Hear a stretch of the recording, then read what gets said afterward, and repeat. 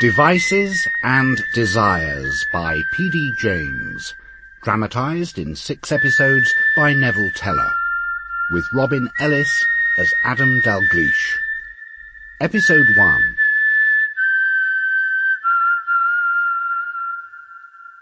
Tuesday the 20th of September.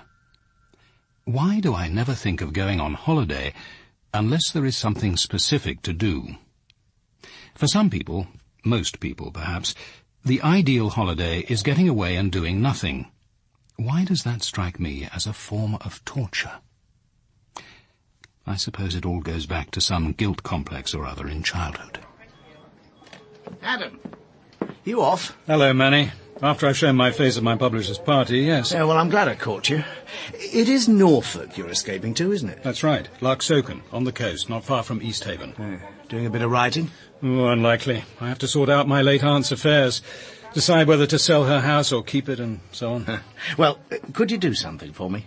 If the Norfolk CID managed to lay their hands on the Whistler, take a look at him for me, won't you? Check he is now chap in Battersea. Well, the Battersea Strangler? Yeah. Is that likely, Manny, given the timing and the MO? Highly unlikely. But you know Uncle. Every stone in sight must be picked up and turned over. Here, Adam, I've put together some details and the identikit, just in case. Oh, and I've let Rickards know you'll be on his patch. Terry Rickards, remember? I remember. Chief Inspector now, apparently. Done all right for himself in Norfolk. Better than if he'd stayed with us. Anyway, suppose they do lay hands on the Whistler. Why should I do you out of a day in the country? Oh, I hate the country. That's decent of you, Adam. Have a good leave. You must understand, Adam, that poetry is a notoriously difficult market. All the same, Bill. Hello, Adam. Giving our publicity department a bad time again? Hello, Nora. Nice to see you. He is the most uncooperative bastard I've ever met. You'd think he didn't want to be read. He doesn't seem to be doing too badly. It's all because I refused to parachute into Wembley Stadium holding the new book in one hand and a microphone in the other. Or to bawl my verses at Waterloo commuters. All we are thinking of is a tour of the country in a double-decker bus, stopping at schools, pubs, motorway cafes, village halls, you know, The clubs. Commissioner wouldn't like it. Well, come to think of it, would I? Suit yourself. I need a topper. Adam? No, thanks. I'm driving. It must all be rather awkward, Adam. People who read the tabloids must want to know why a Scotland Yard detective wastes his time writing poetry. And people who read poetry must wonder what on earth a bard is doing catching murderers. In a nutshell, Nora, as ever. And that's what makes your recipes foolproof, even for a cack-handed cook like me. Which reminds me, did I hear someone say you're off to Norfolk? I suppose you've been called in to help catch that serial killer, the Whistler, isn't it? That, I'm thankful to say, is a job for the Norfolk CID. No, I'm just off for a few weeks' leave, straight after this. What a bit of luck. I've got some proofs, including a whole lot of original photographs that I really wouldn't want to trust to the post. Do be an angel and drop them off to the author for me. Norfolk is not a small county, Nora, dear. But your aunt lives near Lochsoken, doesn't she? In a converted windmill, didn't you once tell me? My aunt died 2 months ago. Oh, I am sorry. But I will be staying in her house. My house now, I suppose. Well, then that's ideal. Please make sure you hand the parcel to Alice Mayer. She lives in Martyrs Cottage. Now, you won't just leave it at the door, will you? Losing these proofs would be quite disastrous. If Alice isn't at home, her brother Alex may be. He's director of the nuclear power station at Lochsoken. Fine. No. On second thoughts, don't hand it to him. Men can be extremely unreliable. Nora, I promise. If she's at home, I'll hand the parcel to Miss Mayer personally. If she isn't, I'll keep it till she is. I made good time, and by 3 I was driving through Lidset village. A right turn, and I was crossing the open headland towards the fringe of pine trees which borders the North Sea. Suddenly, the potent tang of the ocean, and with it nostalgic memories of childhood holidays, of solitary adolescent walks, struggling with my first poems, of my aunt's tall figure, binoculars round her neck, striding towards the haunts of her beloved birds. To my right yawned the dark mouth of a concrete pillbox, undemolished since the war. Ahead, the broken arches of the ruined Benedictine Abbey gleamed golden in the afternoon sun. And then the topsail of Lochsoken Mill, and beyond it, Against the skyline, the great grey bulk of the nuclear power station. It was 3:15 when I drew up outside Martha's cottage, a substantial L-shaped house whose rear commanded an uninterrupted view over 50 yards of scrub to the sea. Nora Gurney told me to expect you. This is where I live, work, and write. What a splendid room. And as my work involves cooking, it's also my kitchen. So I see. Where shall I leave this? Oh, on the desk, if you don't mind. It's good of you to be so accommodating, Mr. Dalgliesh. I'm afraid Nora is implacable. It's what makes her such a good editor. It was no trouble, I assure you. May I offer you a cup of coffee? Well, I won't if you don't mind. I'd like to get across to the mill and unpack and so forth. Of course. I'll walk you to your car. I was sorry about your aunt. Sorry for you, I mean. To die in your sleep without distress to yourself or inconvenience to others, well, that seems to me an enviable way to go. But to you she must have seemed immortal. She did. I'll miss her. But I'm not sure that I really knew her. And I'm left wishing I'd tried harder. Well, she was a very private person, and it always seemed a little presumptuous to encroach on that sort of self-sufficiency. Perhaps you share it. But if you can tolerate company, I'm having a few people to dinner on Thursday night. They're mostly colleagues of Alex's from the power station. Would you care to join us? 7:30 for 8? That's very kind of you. Thank you. I'd like to very much. Aren't those the Blaney children? Yes, that's poor Teresa pushing the baby and trying to cope with the twins. The whole burden has fallen on her since her mother died. Teresa! How long has it been? Oh, 6 weeks. They're managing, but only just. Ryan Blaney doesn't welcome interference, and I can sympathise with that. Once he lets his defences down, half the social workers in Norfolk will move in on him. Well, I'd like to give them a lift home, but I think there'd better be someone in the car they know. Oh, I'll come with you. It's Scudder's cottage. Teresa! Yes, Miss Mayor? Here's Mr. Dalgliesh to give you all a lift home. Scudder's cottage, small-windowed, picturesque under its tiled dipping roof, was much lighter inside than I'd expected. A rear door, now open, led to a glass extension giving a view of the headland. Propped on a chair was a large portrait of a woman, painted with remarkable power. With a wide, full mouth, arrogant staring eyes, and wild pre-Raphaelite hair, she stood against the backdrop of the headland, dominating the landscape, arms outstretched. Ryan Blaney's intention to produce a study of evil was as clear as if the portrait had been labelled. You didn't know I could do something like that, did you? Good afternoon, Ryan. It's certainly a remarkable painting. But what are you going to do with it? I doubt if she commissioned it or that she sat for you. She didn't need to. I know that face. No, I'm showing it at the Norwich Arts Exhibition in a fortnight. That is, if I can get it there. The van's out of use. I'll be driving to London next week. I could deliver it. If you like. I'll leave it packed and labelled in the shed. You can collect it whenever you like. No need to knock. Oh, I don't think you've met Mr. Dalgliesh. He saw the children on the road and thought to give them a lift. How do you do? I was sorry to hear about your wife. I liked your aunt. She phoned to offer help when Bridget was ill, and when I said there was nothing she or anyone could do, she didn't keep fussing. Some people can't keep away from a deathbed. They seem to get their kicks from watching people die. Like the Whistler. No, she never fussed. I like the picture. It's a remarkable piece of work. Who is it? My landlady. She's trying to get us evicted. It's Hilary Robarts. She's in charge of personnel and so on at the power station.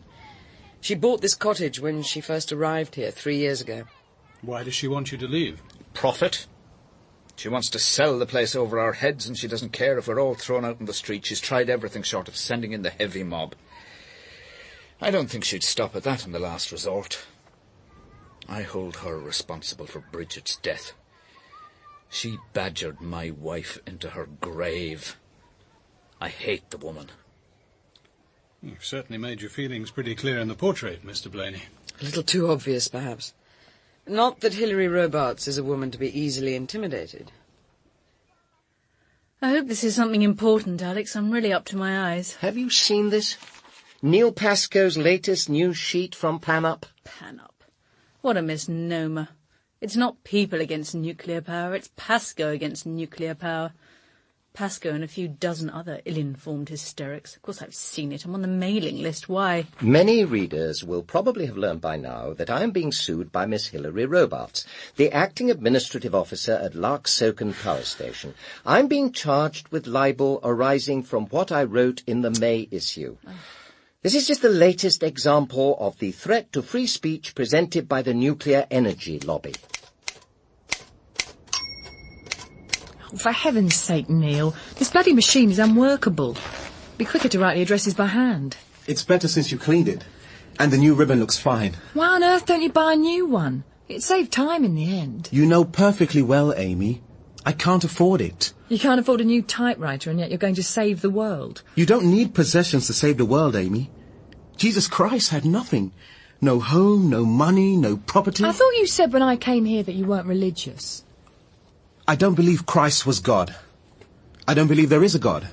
But I believe in what he taught. If he wasn't God, I don't see it matters much what he taught. There's a Bible in the caravan somewhere. You could read about him if you wanted to. Make a start with Mark's Gospel. No thanks. I had enough of that in the home. What home?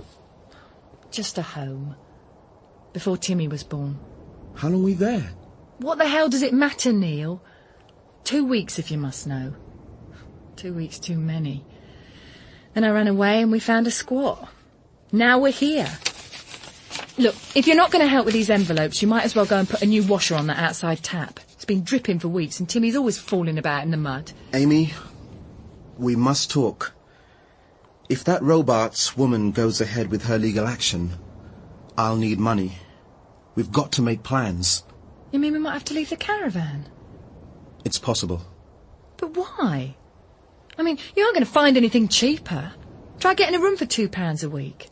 We're bloody lucky to have this place. But there's no work here, Amy. If I have huge damages to pay, I'll have to get a job. That means London. And you couldn't live here alone. Why not? I've lived in worse places. On what? What would you do for money? Well, with you gone, I could go to the Social Security, couldn't I? I could send their snoopers around as much as they liked. No one could say I was having sex with you if you weren't here. Is that what you want, Amy? For me not to be here? Don't be daft. I was only teasing. Honestly, Neil, you should see yourself.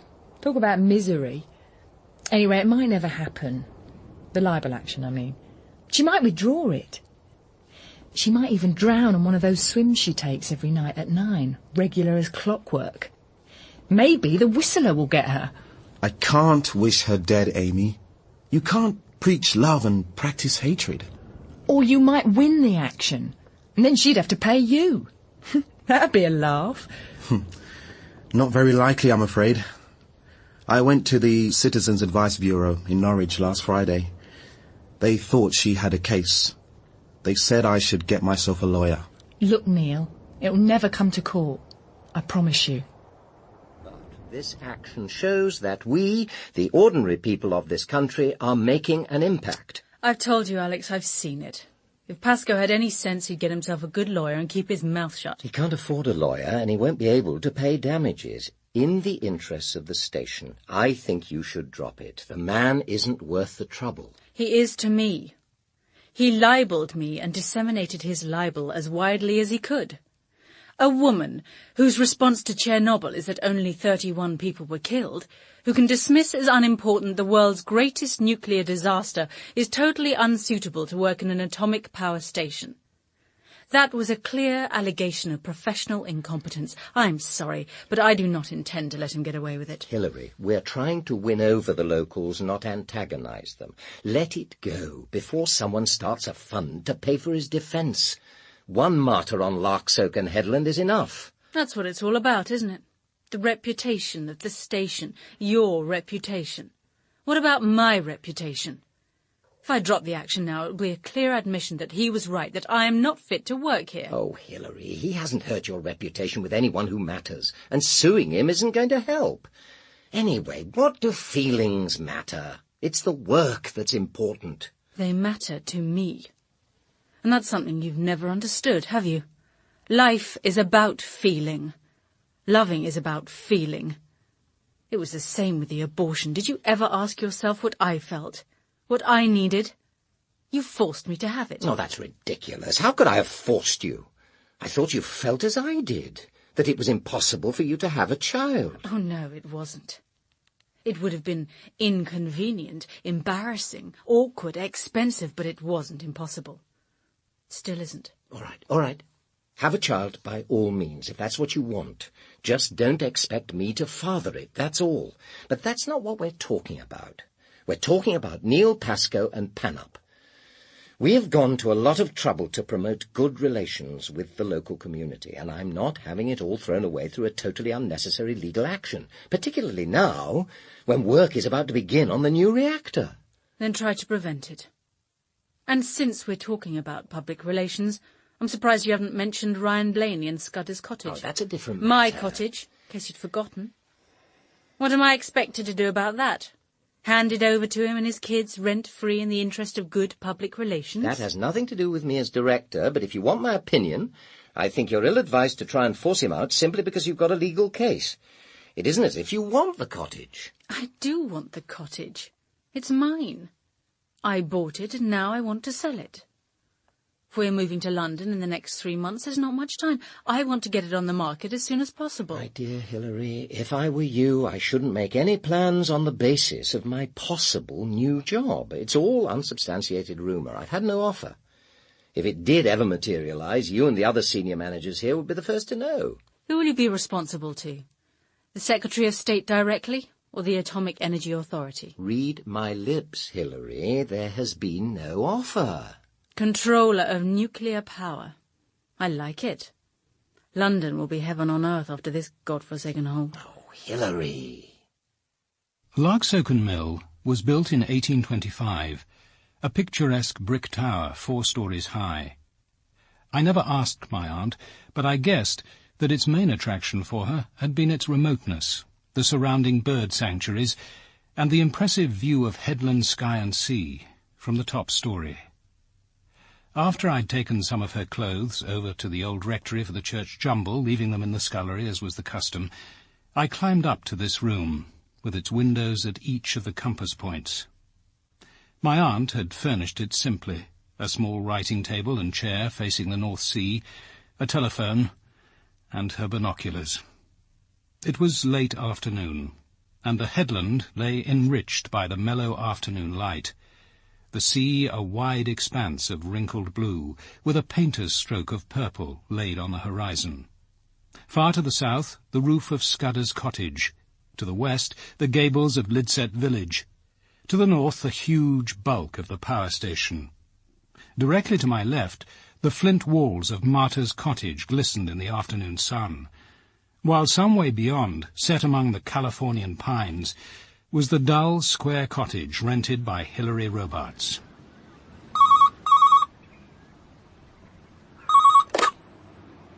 Hello? Is that Mr. Dalgliesh? Yes. Yes, it is. This is Terry Rickards. I got word from the yard that you're on your way down here. I'd like to come over for a chat, if that would be all right with you. Yes, of course. How about this evening? Fine. Say 9 o'clock? Well, I'm just sorry you won't be meeting my wife, Susie. She's having our first baby in a couple of weeks. Oh. Gone to stay with her mother in York. Ma-in-law didn't like the idea of her being in Norfolk with a whistler on the prowl. Not with me working the hours I do. Well, she has a point. 4 victims so far, isn't it? Yes, and Valerie Mitchell won't be the last if we don't catch him soon. How long has it been going? 15 months. Started in June, a year ago. First victim was found just after midnight in a shelter at the end of East Haven Promenade. The local tart, incidentally, although he may not have known or cared. And then? 8 months later, 30-year-old school teacher cycling home to Hunstanton. She stopped on a lonely stretch of road because of a puncture. And he happened to be around. Yeah, struck lucky, I suppose he'd say.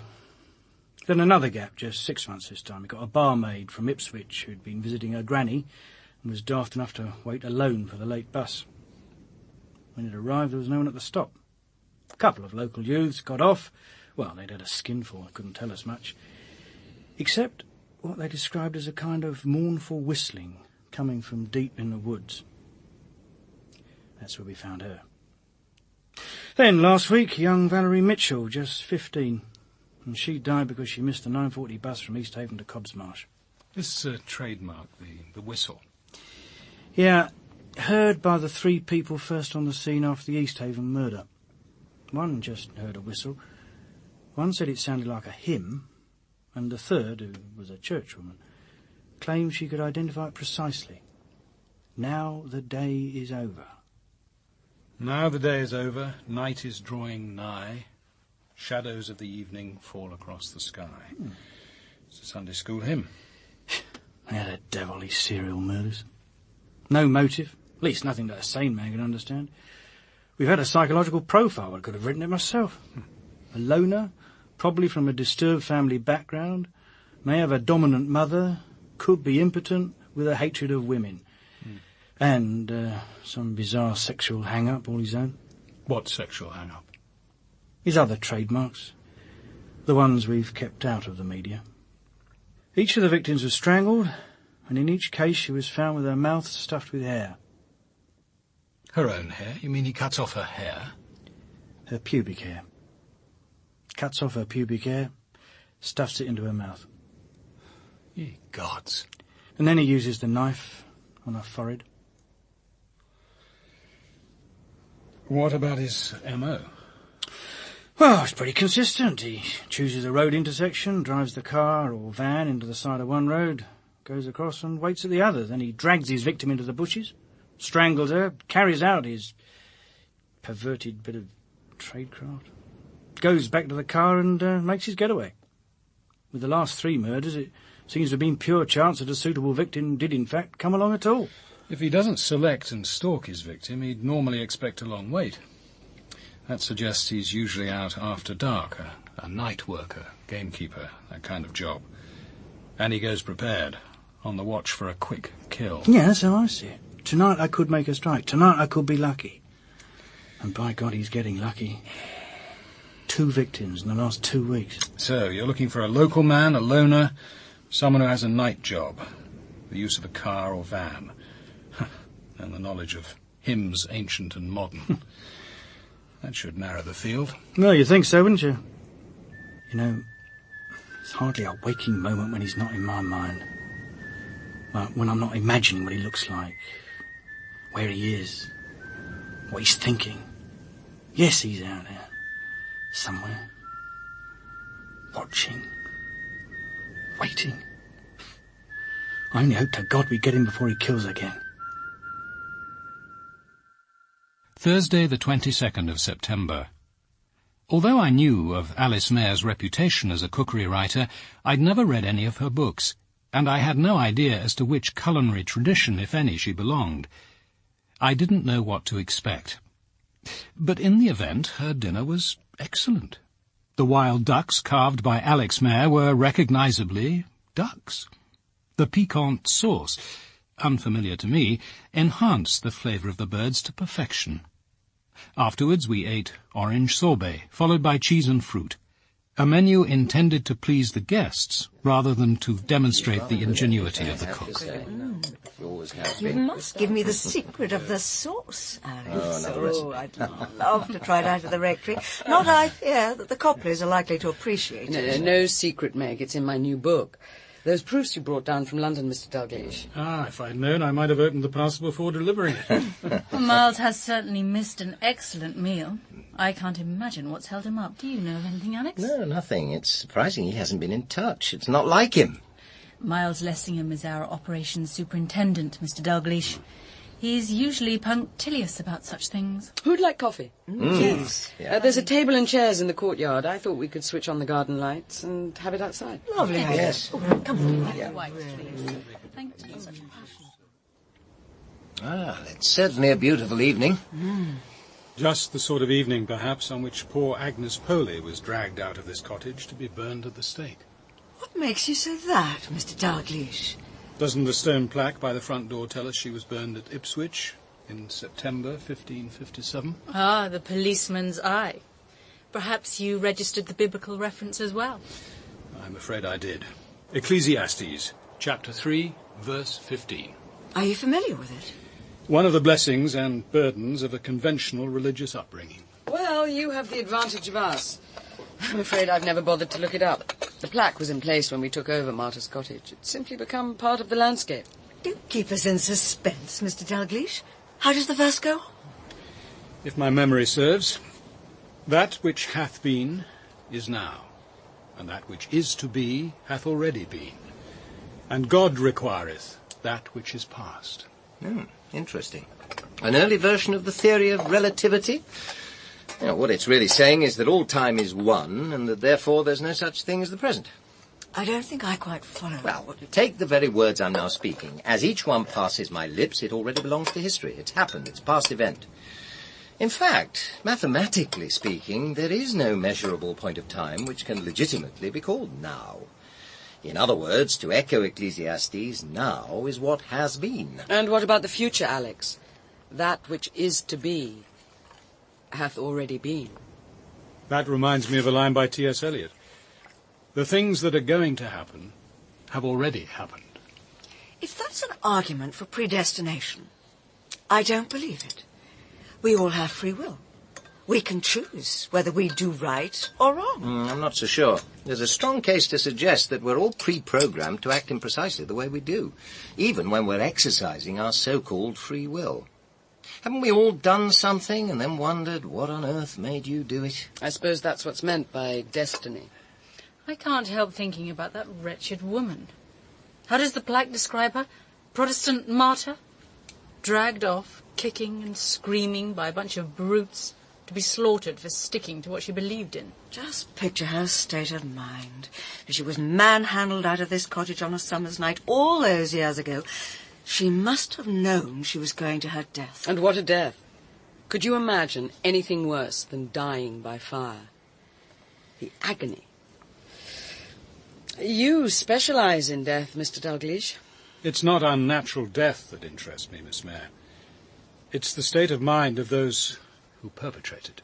You want to know what was going through the minds of the men who lashed Agnes Poley to the stake and set fire to her? I'll tell you. Rage. Frustration. They'd come up against someone who wasn't prepared to compromise, and a woman at that. I wonder what's going through the mind of the Whistler as he stalks his victims.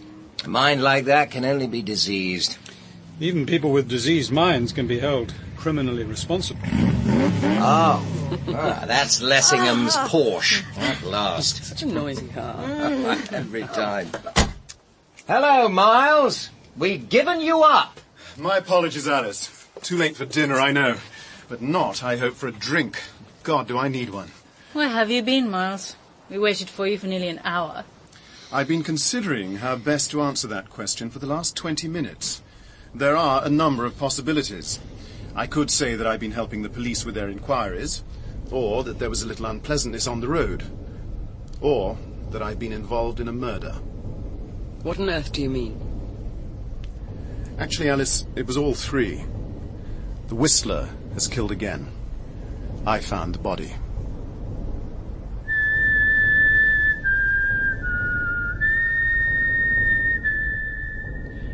In episode 1 of Devices and Desires by P.D. James, dramatised by Neville Teller, Robin Ellis played Adam Dalgliesh, Suzanne Bertiche was Alice Mayer, Paul Shelley, Alex Mayer, Susanna Doyle, Hilary Robarts, Bruce Alexander, Chief Inspector Rickards, Emily Richard, Meg Dennison, Sasha Paul, Amy, Will Johnson, Neil Pascoe, Dermot Crowley, Blaney, Dominic Jeffcott, Miles Lessingham, David Timpson, Manny, Caroline John, Nora, and John Baddeley played Costello. Devices and Desires was directed by Matthew Walters as a Ladbroke Radio production for BBC Radio 4.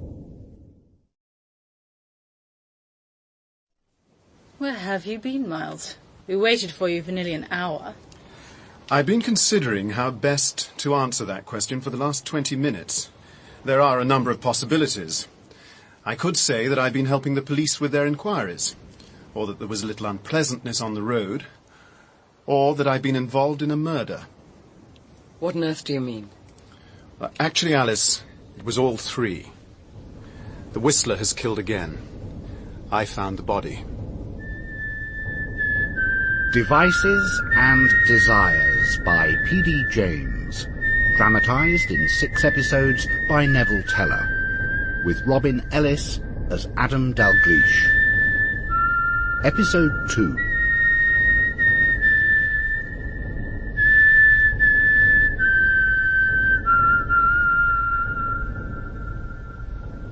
I had to be in Norwich this afternoon, so I was driving from there. I just turned off at Fairstead when I nearly crashed into the back of this unlit car skewed across the road. What time was this? Oh, about 7:30. I'd have been here by 7:45. The driver's door was open, and that seemed a bit odd. I thought there might have been an accident, so I went to have a look. There was no one about. I walked a little way into the woods, but it was pitch black, so I decided to leave and mind my own business. It was then I almost tripped over her. God. Here, have some of this. Thanks. I still couldn't see anything, of course, but I knelt down and groped about with my hands. And that's when I touched flesh. I think I touched her thigh. I can't be sure. I went back to the car and got my torch. I shone it on her feet and then slowly up her body to her face. And then, of course, I saw. I knew it was the Whistler. Oh. Was it very terrible? I suppose so, but silly at the same time. She looked grotesque, ridiculous, with those clumps of hair sticking out of her mouth as if she was munching. Oh. I had an almost irresistible impulse to giggle. Reaction to shock, Miles. Of course, but hardly admirable all the same. You must have been terrified. I know I should have been. Alone, in the darkness, with such horror. No, Mrs. Dennison. Meg, please. Meg, not terrified. That was the surprising part. You see, I didn't think he was waiting around. He'd had his kicks. No, I found myself thinking the rational, commonplace things. Must get the police, mustn't touch anything. Then, walking back to the car, I started rehearsing what I'd say. I tried to explain why I'd gone into the trees, try to make it sound reasonable. Well, it sounds reasonable enough to me. A car slewed across the road. You couldn't just drive on. It seemed to need a lot of explaining then and later. Police questioning can seem a little insensitive, Mr. Lessingham, but a witness's first reactions can be vital. All I can say is that I found myself getting morbidly sensitive as to my own motives. It was almost as if I had to convince myself that I didn't do it. But the body, when you first went back for the torch and saw her, you were certain she was dead? Oh, yes. I knew she was dead. Well, how could you have known? You could have tried to resuscitate her, give her the kiss of life. It would have been worth overcoming your natural repugnance. I knew she was dead. Let's leave it at that. Oh, but don't worry, Hilary. I promise I won't let my natural repugnance stand in the way if ever I should find you in extremis. I'm surprised you weren't treated as a suspect. After all, you were first on the scene, and this is the second time you've been, well, almost in at a death. It's becoming quite a habit. But there's a difference, isn't there? I had to watch Toby die, remember? And this time, no one will even try to pretend it isn't murder. But I am right, Mr. Dalgliesh, aren't I? Don't the police usually suspect the person who finds the body? Not necessarily. Anyway, I'm afraid I couldn't meet the requirements even to satisfy you, Hilary. I had a good reason for being on that road. I've an alibi for at least 2 of the previous killings, and there was no sign of the ligature which strangled her, nor of the knife. What knife? The Whistler is a strangler. Oh, I didn't mention that, did I? She was strangled, all right. But he marks his victims. Apart, that is, from stuffing their mouths with hair. Pubic hair, incidentally. Oh. I saw that all right.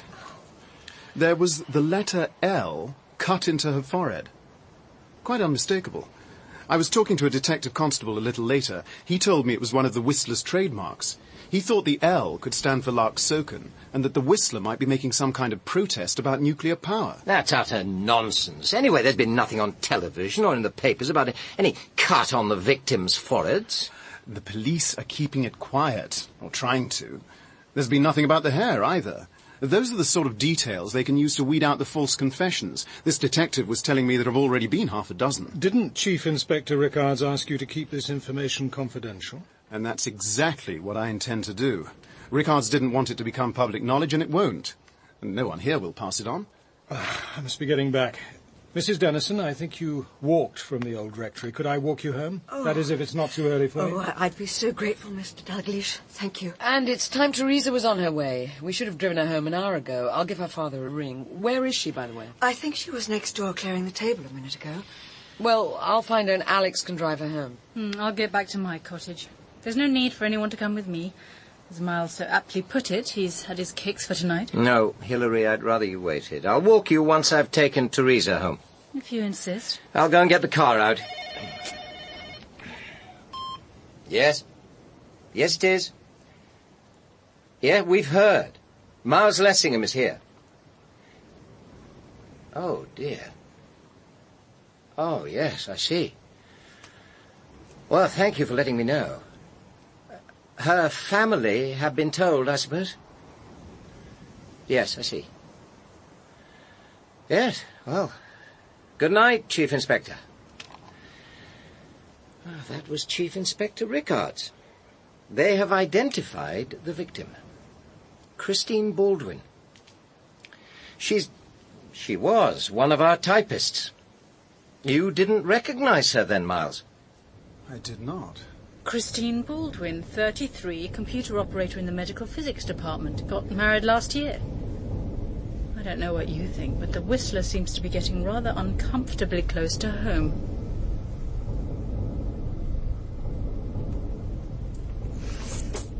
A horrible end to a rather strange dinner party. I wish Mr. Lessingham had kept the details to himself, but I suppose it helped him to talk about it, especially as he lives alone. They would have needed superhuman control not to. I just wish he'd left out the more salacious details. I'm afraid young Teresa Blaney overheard some of them. Oh, no. When she was clearing the table. By the way, that other death he mentioned, Toby, was that the young man who killed himself at the power station? I seem to remember a paragraph in one of the papers. Toby Gledhill was one of Alex's most brilliant young scientists. He climbed up right above the reactor, threw himself down on top of it. Broke his neck. So there was no mystery about it? None at all. Except why he did it. Mr. Lessingham saw it happen. Oh, it was an appalling tragedy. And you? Have you found peace of mind here? I think so. Sometimes I'm very happy. I came as far east as I could to escape all my problems in London. I remember the Meg Denison business made quite a stir at the time. And then you find yourself confronting two different forms of menace. The power station and the Whistler. But the menace isn't personal. I suppose I did run away. Perhaps I should have stayed and fought on. But it was becoming a very public war. All I wanted was to be allowed to get on doing the job I loved. But you can't teach in an atmosphere of rancorous political correctness. In the end, I found I couldn't even live in it. I do miss the children, though. Oh, you probably did the right thing, if only to preserve your own sanity. You can't fight intolerance, stupidity and fanaticism single-handed. Do you know, Mr. Dalgliesh, in the end it came down to just 2 letters of the alphabet. How do you mean? They insisted that the blackboard should be called the chalkboard. I'm sorry, but I just don't believe that any sensible person, whatever their colour, objects to the word blackboard. It's black, it's a board. I've called it that all my life. Why should I be forced to change the way I speak my own language? And yet, on this headland, under this sky, it all seems so petty. Perhaps all I did was to elevate trivialities into principles. Agnes Purley would have understood. She refused to accept that Christ was physically present in the sacrament at the same time as he was physically at God's right hand in heaven. To die horribly for your own common-sense view of the universe is rather splendid, I think. Oh. Hold on. Over there. Isn't that a light? Where? In the Abbey. I'm sure I saw something. 2 small flashes like a torch. Who'd be among the ruins at this time of night? Oh, you're up early? Oh, sorry, Alex. Did I disturb you? I've had rather a restless night. No. I've been awake some time.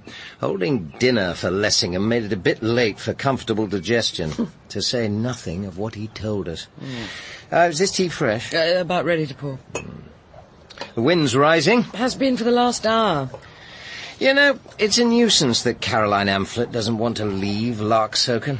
I don't relish beginning a new job, particularly this job, with an unknown PA. I'd rather taken it for granted that she'd come to London with me. Does she say why? Well, personal reasons. That means Jonathan Reeves, I suppose. God knows what she sees in him. The man isn't even a good technician. I doubt whether her interest in him is technical. Well, if it's sexual, she has less discrimination than I gave her credit for. There may be another reason. I saw her in Norwich Cathedral about 3 weeks ago. She met a man in the Lady Chapel. They were very discreet, but it looked like an assignation. Really? What kind of man? Middle-aged, nondescript, difficult to describe. But he was too old to be Jonathan Reeves.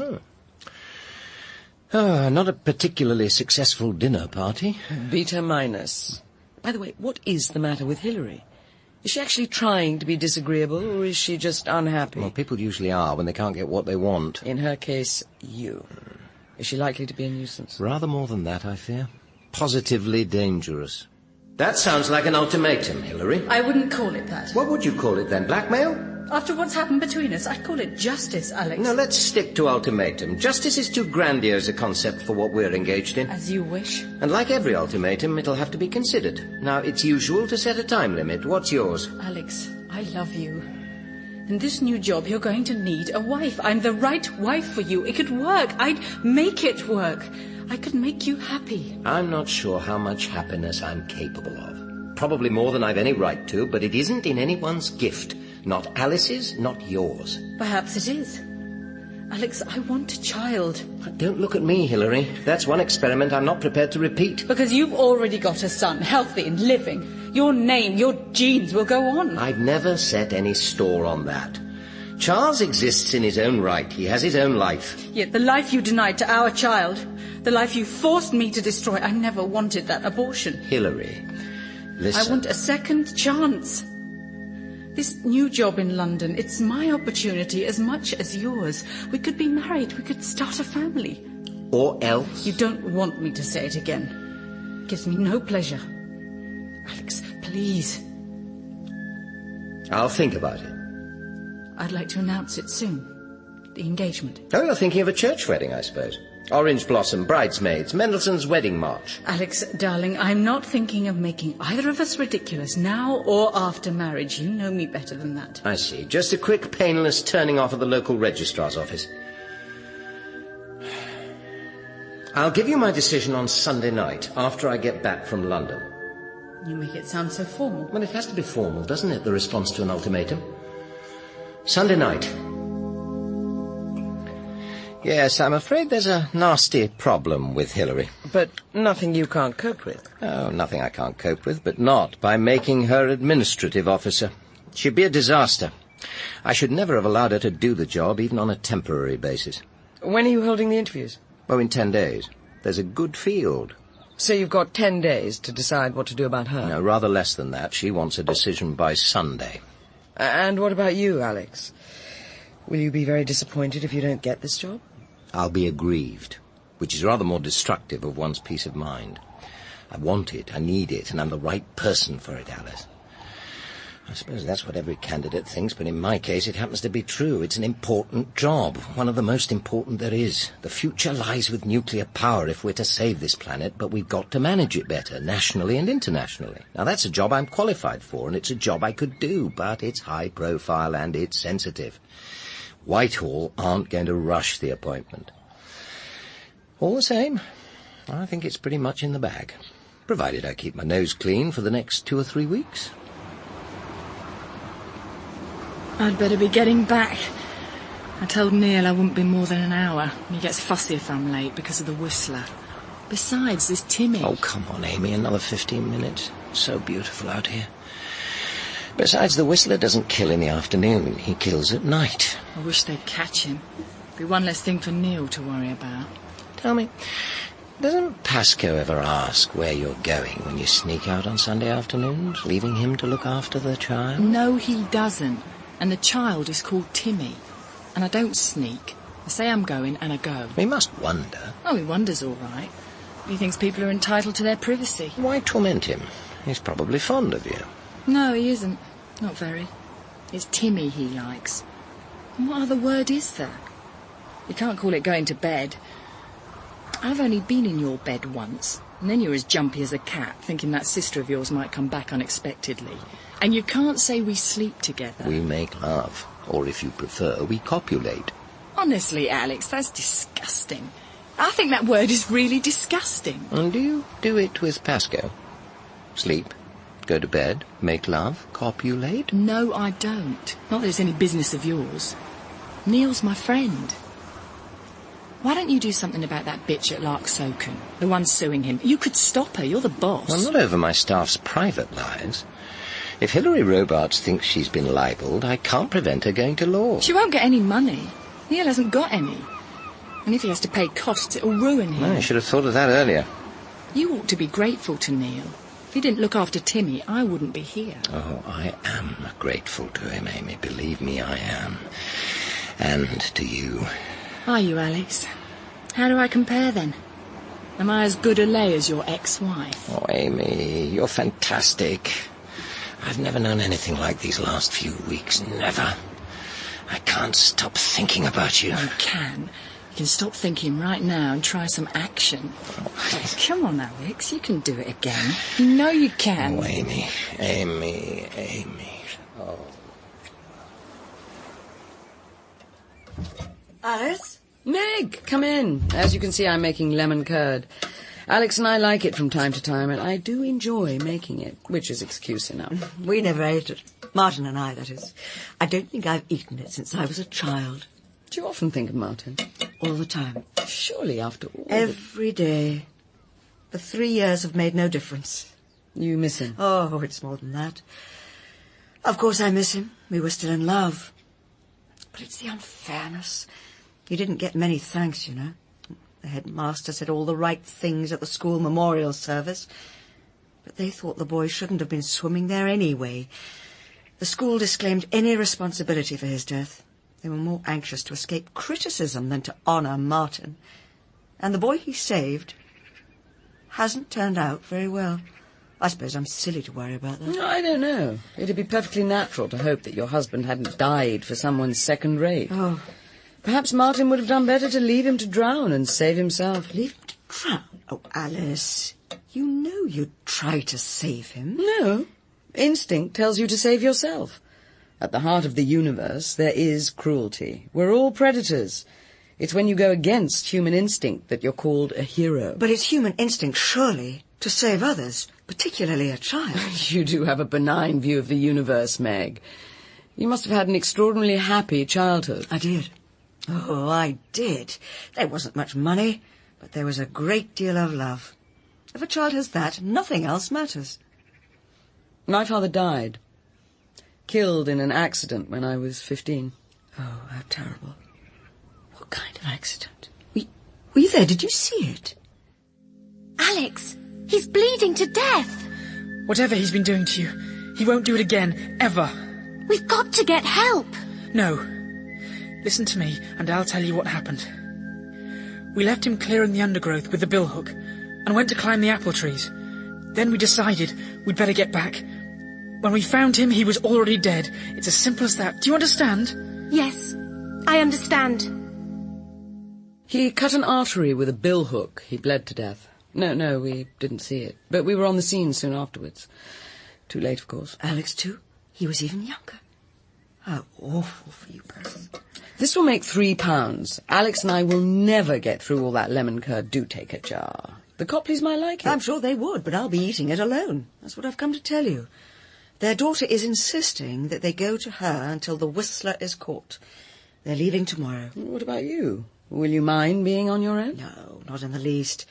I'll be able to spend more time here with you, helping with the proofs. Oh, by the way, I'm sorry about yesterday evening. Not a very successful dinner party. I owed Miles and Hilary a meal, but I hadn't realised how much they disliked each other. I don't know why. By the way, how did you get on with our resident poet? I liked him. We walked together to the Abbey ruins.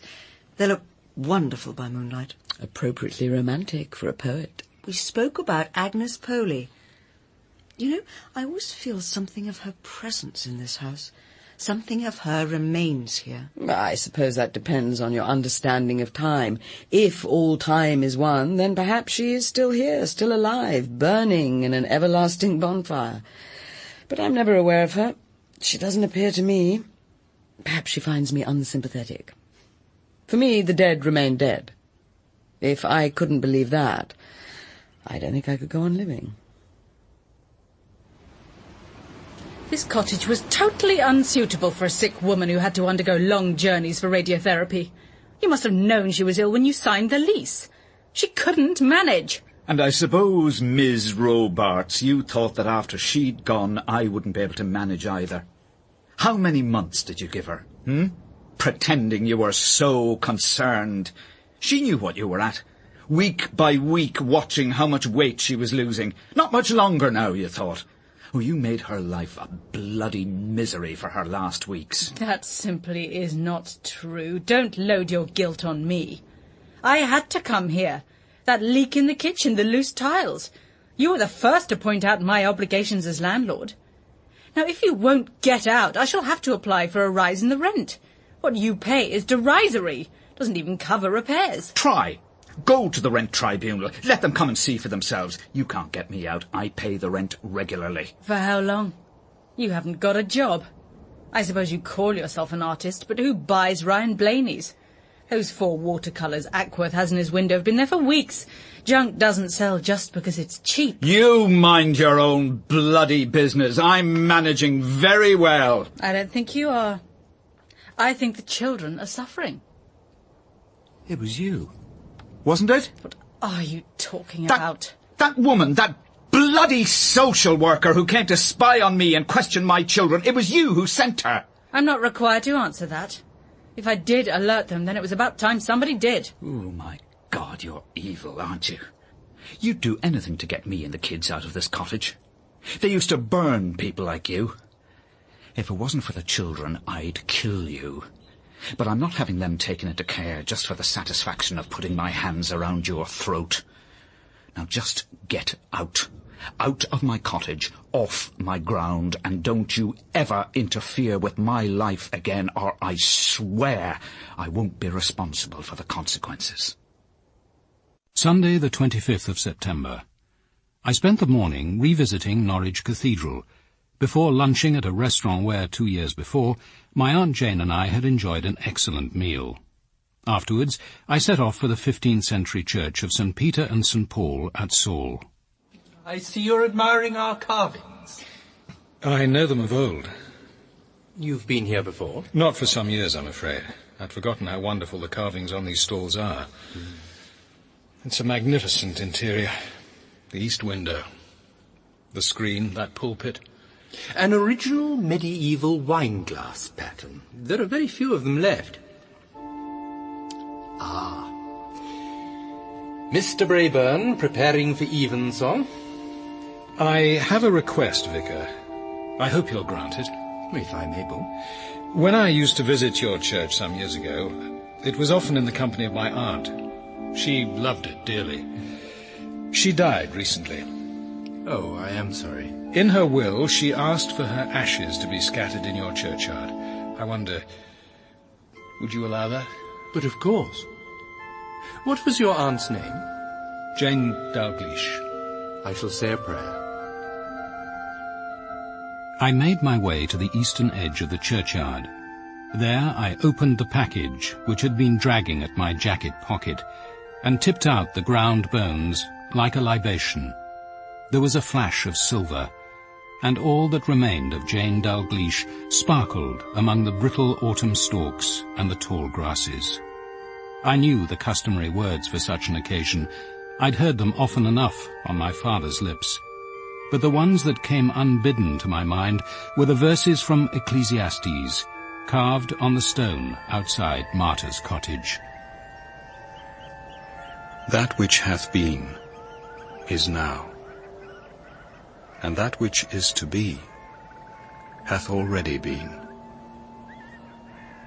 And God requireth that which is past.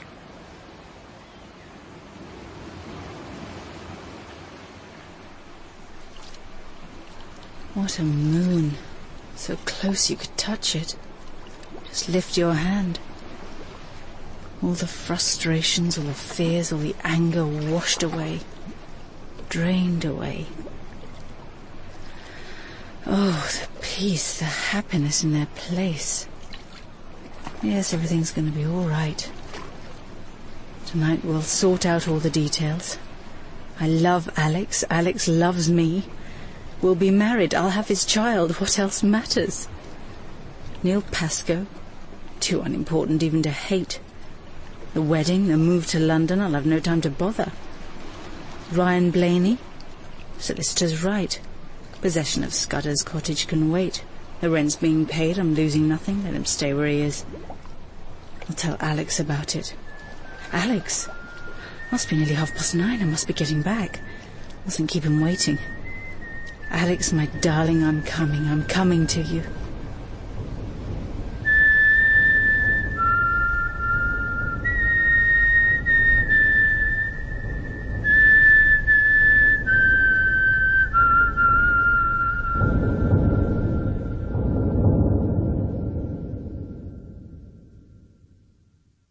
It was early evening when I got home.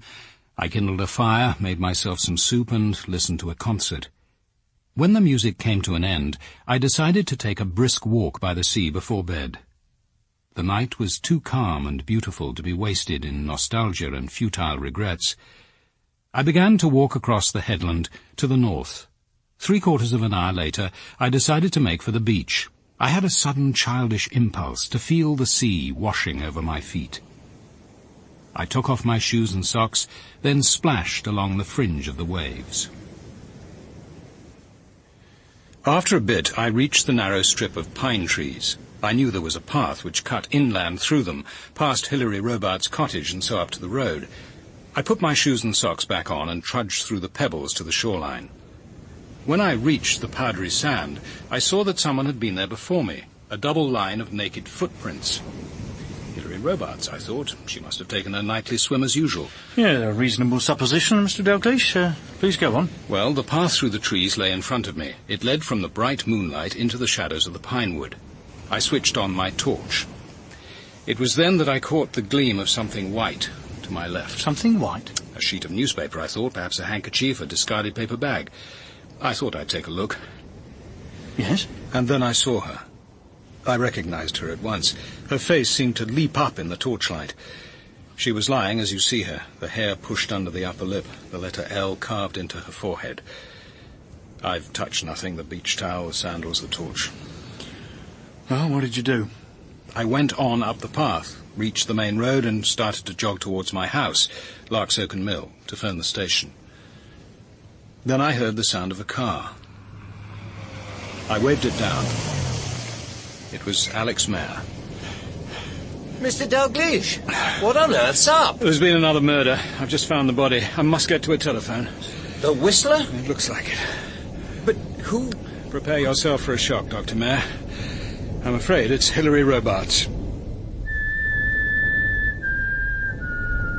In episode 2 of Devices and Desires by P.D. James, dramatised by Neville Teller, Robin Ellis played Adam Dalgliesh, Suzanne Bertiche was Alice Mayer, Paul Shelley, Alex Mayer, Susanna Doyle, Hilary Robarts, Bruce Alexander, Rickards, Emily Richard, Meg Dennison, Sasha Paul, Amy, Dermot Crowley, Blaney, Kate Wilton, Teresa and Alice Mayer, aged 15, Dominic Jeffcott, Miles Lessingham, Vaughan Sivell, Alex, aged 15, and Geoffrey Beavers played the vicar. Devices and Desires was directed by Matthew Walters as a Ladbroke radio production for BBC Radio 4. Mr. Dalgliesh, what on earth's up? There's been another murder. I've just found the body. The Whistler? It looks like it. But who... Prepare yourself for a shock, Dr. Mayer. I'm afraid it's Hilary Robarts.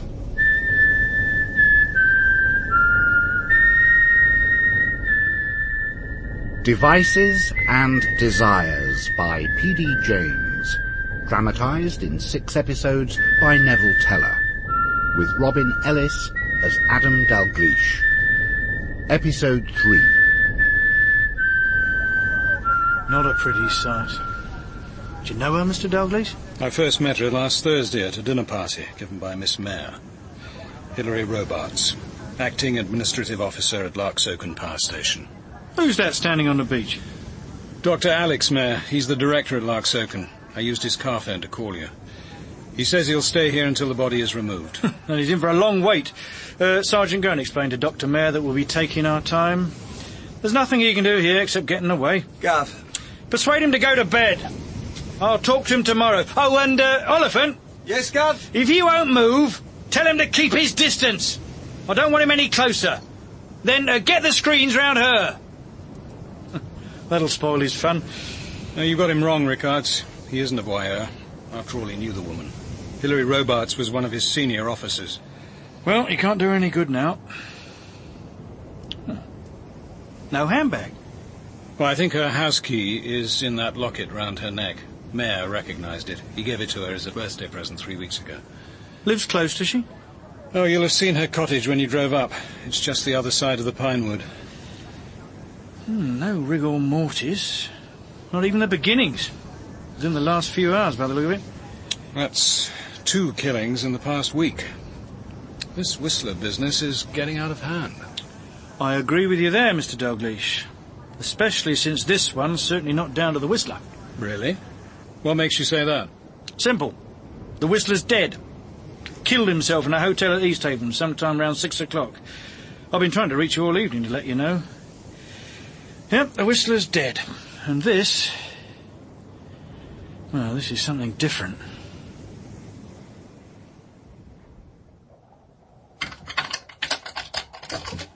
Oh, yes, it's a house key, all right. I'll close the door. It's a bit breezy. This looks like the sitting room. By Christ, what's all this? I wonder there was a through draft. Oh, watch out for the glass. Most of the picture windows on the carpet. Here's what did it. Someone lobbed this portrait through from the outside. But isn't that... Yes, it is. It's Hilary Robarts. I've seen this portrait before, though not half slashed from the frame like this. It's a painting by Ryan Blaney. He lives with his children not far away, Scudder's Cottage. A funny way of delivering it. Sat for him, did she? I don't think she did. Still, this Blaney, he's hardly likely to have destroyed his own painting. Well, I wouldn't exactly say it's destroyed. I mean, the canvas has been cut close to the frame down 2 sides, an L shape. As precise, come to think of it, as the L cut into her forehead. Tell me, what time did you leave the mill? At 9:15. I looked at the carriage clock on the mantelpiece and checked my watch. And you saw no one during the walk? No one. And no footprints, other than hers and mine. What were you actually doing on the headland? Walking. Thinking. Walking and thinking. I wondered what Terry Rickards would say if I'd confided that I was thinking about the clash of ignorant armies by night, since no poet walks by the sea in the moonlight without silently reciting Matthew Arnold's poem, or that I was considering whether I'd have been a better poet or even a poet at all if I hadn't been a policeman, or, more prosaically, that I was wondering how my life would be changed by the unmerited acquisition of $750,000 from my Aunt Jane. Look, I'm due to meet the pathologist over at Easthaven. He'll take a look at the Whistler, then come straight on here. You wanted to see the Whistler yourself, didn't you? Well, this seems as good a time as any.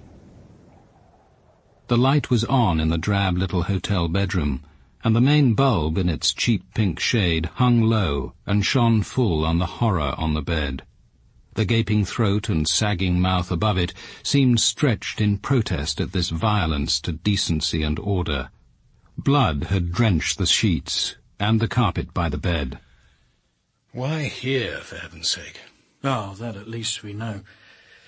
They've got a part-time barman, 75 if he's a day. He remembers the Whistler coming here as a kid. Well, his auntie was manager. Stayed for weeks at a time, apparently. Mainly when Mum had a new man, didn't want him around. Helped out round the hotel, picked up the odd tip. Actually went to Sunday school. Now the day is over. Precisely. Neville Potter, aged 36. Came here in his Sunday best to meet his maker, then thought better of it and got undressed. Probably remembered that his ma wouldn't like him getting blood on his best suit. You should meet Ma. She explains a lot. No more than I expected. You know what her name is? Lillian. L for Lillian. That's something for the trick cyclist to chew over. You pity him, I suppose. Him and his victims. Well, at least he's saved his country his keep for the next 20 years. You know, one argument for keeping them alive is that we learn from them. Stop it happening again. What did we really learn from Brady and Hindley, Nielsen? Well, you wouldn't hang madmen, I presume. No, I wouldn't hang anyone. I'd find a less barbaric method. They're not mad, are they? Not till they're caught and we discover they're monsters and, surprise, surprise, classify them as mad. Then we don't have to use the word evil. Everyone feels better. On top of the chest of drawers was a message, printed in biro on an odd scrap of paper. It was getting worse. This is the only way I know to stop myself. Beside it were the Whistler's weapons and his trophies, a leather dog lead, neatly curled, a blonde wig and blue beret, a clasp knife. And next to these a pyramid of tangled, bushy hair. Blonde, dark brown, red. Well, there's one sample we won't find here. Hilary Robarts. So, now I start looking for a very different type of murderer. And by God, this time I'm going to get him. It's over here, Gov. It's a good print. On grass and pine needles? No, Gov, on sand. Kid must have tipped it from a bucket. Look, we found it soon after you left. Only the one, but it's pretty clear. Photographs? All done. Measurements will be at the lab this morning. Size 10, by the look of it. Yeah, it's a trainer, Gov. A bumble. You know, the one with the bee on the heel. It's bloody clear. You could almost believe it's been deliberately made to deceive us. Well, I need confirmation that it's a bumble, and I want it fast. They sell them at the sports shop in Blakeney. I could send a chap in to buy a pair of size 10 soon as they're open. You do that, and see he's in plain clothes. We're going to be dealing with intelligent suspects in this case. I don't want to balls up right at the start.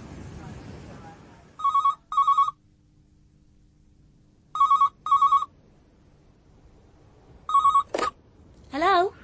Teresa? Your dad up yet? Not yet, Mr. Jago. He's still asleep. Oh, OK, well, don't disturb him. When he wakes up, tell him Hilary Robarts is dead. Last night. Murdered. Found on the beach. Do you mean the Whistler got her? Looked like that. Meant to. But it couldn't have been. The Whistler was dead. Had been for 3 hours or more. Like I told you last night, Teresa. Remember? Yes, I remember, Mr. Jago. Ah, good thing I rang at 7:30, isn't it? You told him, your dad? You told him about the Whistler? Oh, yes, Mr. Jago. Of course I did. Oh, well, that's all right, then. Good thing I phoned last night. He'll know why. Ask him to give me a ring, Teresa. And don't forget to tell him what I said. Yes, I'll tell him.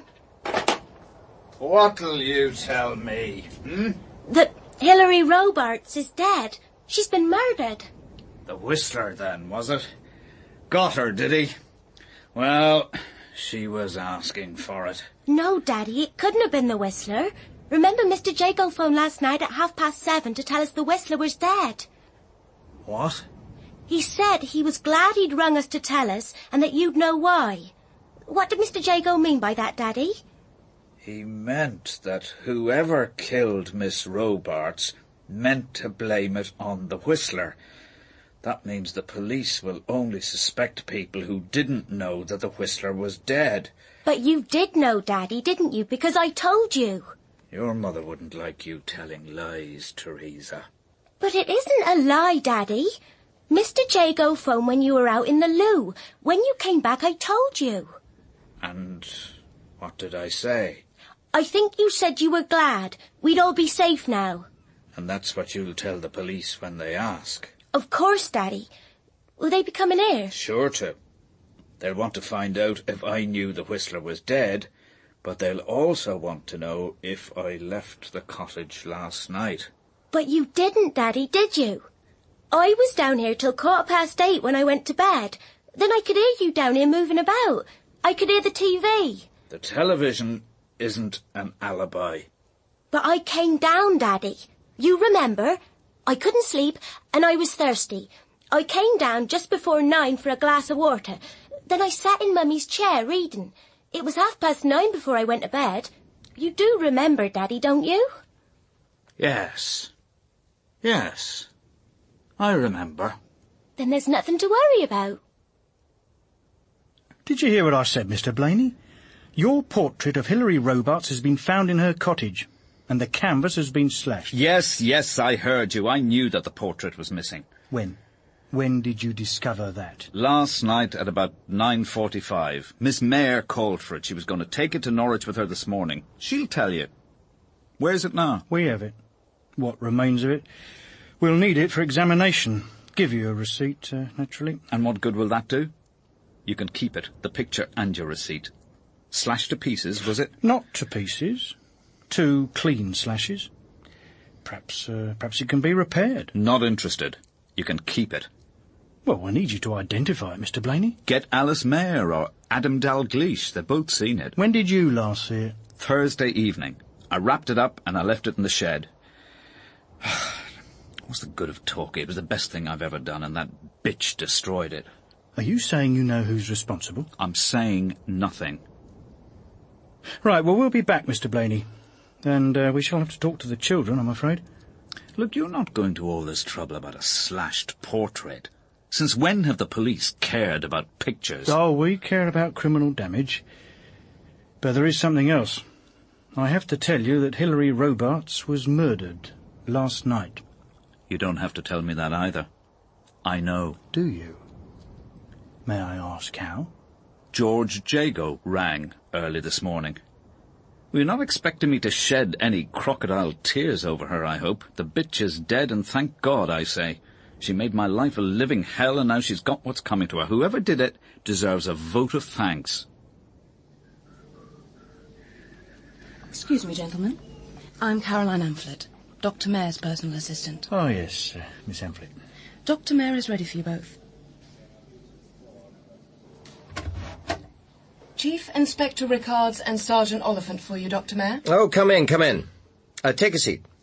Can I offer you something? Coffee, tea? Nothing for us, thank you. Thank you, Caroline.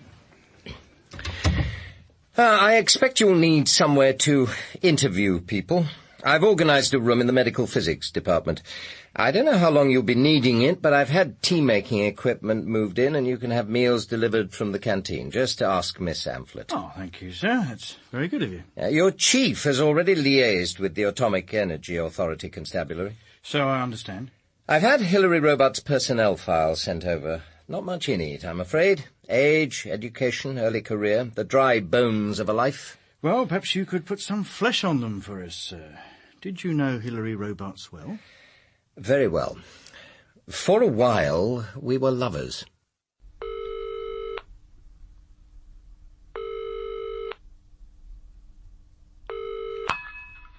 Jonathan Reeves. Jonathan, I have to see you now. Can you get away? Caroline? Yes, of course it's me. Can you get away? I think so. Then I'll meet you in the library, at once. It's important, Jonathan. I must see you now. Would you say Miss Robarts was popular, sir? She was highly efficient, Inspector. The two, I find, do not invariably go together. She was respected. And when did your affair end, Dr. Mayer? About 3 or 4 months ago. Without bitterness? Alex, I love you. In this new job, you're going to need a wife. I'm the right wife for you. It could work. I'd make it work. I could make you happy. We could be married. We could start a family. Well, I think we both had some regrets, but neither of us imagined that our relationship would be lasting. It was no grand passion, Inspector.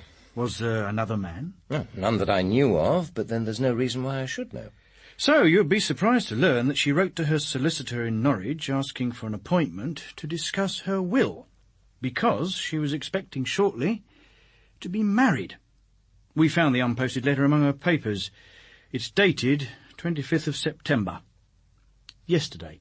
No, I'm afraid I can't help you, Inspector. She seemed to live a pretty solitary sort of life.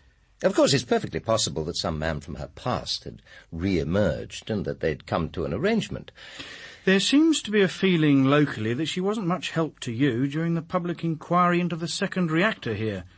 She didn't give evidence, did she? No, the fact is I decided not to involve her with the public side of our work. At several of our open days, she was less tactful than she should have been with some of the questioners.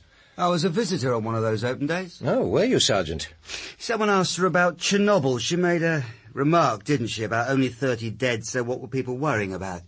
Isn't that what she said? In comparing the Chernobyl death toll with other industrial fatalities, she was making a perfectly reasonable point, though she could have done it with more tact. You see, we get rather tired of explaining to the public that the Russian RBMK type of reactor had a number of design weaknesses not shared by the Magnox, AGR and PWR designs. As a result, a similar accident here is impossible. It won't happen here, it can't happen here, and in fact it didn't happen here. All that hardly matters, does it, if we get the results of it? Wasn't Hilary Robarts suing someone for alleged libel arising from that meeting? Yes, I think that's generally known. Frankly, Inspector, I believed her mistaken. She had a legitimate case, but she wasn't likely to get satisfaction by going to law. And you tried to persuade her not to, in the interests of the station? And her own, yes, I tried. Right, you'll need to know my movements yesterday. Perhaps I can give them to you now. We both have a busy day ahead, I imagine. Oh, thank you, sir. I was in London on Friday and Saturday and started back for Larksoken yesterday morning. I lunched in a pub on the way and got home at about 4. I had a cup of tea, went for a walk on the headland and was back in Martyr's Cottage about an hour later. And that would be? Oh, well, 5:30 or thereabouts. At about 7, I had a quick supper with my sister, and I left for the power station at 7:30 or soon afterwards. I was working in the computer room here last night until 10:30 when I left for home. I was driving along the coast road when I was stopped by Commander Dalgliesh with the news that Hilary Robarts had been murdered. The rest you know. Well, not altogether, Dr. Mayor. Were you alone in the computer room? I was engaged on my research. There was no one with me in the room, though there were plenty of people on site. I have a total staff of 530, working in 3 shifts covering the 24 hours. I suppose you booked in and booked out? Well, you've seen something of the system, Inspector. Every member of staff has a signed identity badge with a photograph and a personal number, which is electronically registered when they enter the site. In addition, there's a visual check of the badge by the gate staff. So, no one could enter or leave undetected, not even the director? Least of all, the director. My check-in time will be recorded, and I was seen arriving and leaving by the gate officer on duty. And there is no other way into the station, sir, except through the guardhouse? Well, not unless you tunnel under the wire. You've been unfortunate, Dr. Mayor. 3 violent deaths of members of your staff within the space of 2 months. First, Dr. Gledhill's suicide, then Christine Baldwin's murder, and now Hilary Robarts. The verdict on Toby Gledhill was that he killed himself while the balance of his mind was disturbed. Was the balance of his mind disturbed, sir? He was working with you here on the research side, wasn't he? I have no way of knowing the state of his mind, Sergeant. What I'm sure of is that he killed himself and that he did it unaided. No doubt, at the time, he felt he had sufficient reason. Christine Baldwin's body was found by one of your staff, wasn't it? Miles Lessingham. He told us he was on his way to have dinner with you and Miss Mayor. I suppose he gave you all a graphic description of his experience? Well, natural, I'd say. Difficult thing to keep to yourself. Well, virtually impossible among friends. Which he was, of course. All friends together.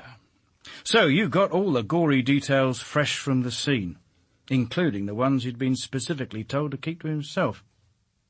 Now, who was at Martyr's Cottage when Mr. Lessingham arrived? Oh, my sister Alice and I, of course. Hilary Robarts.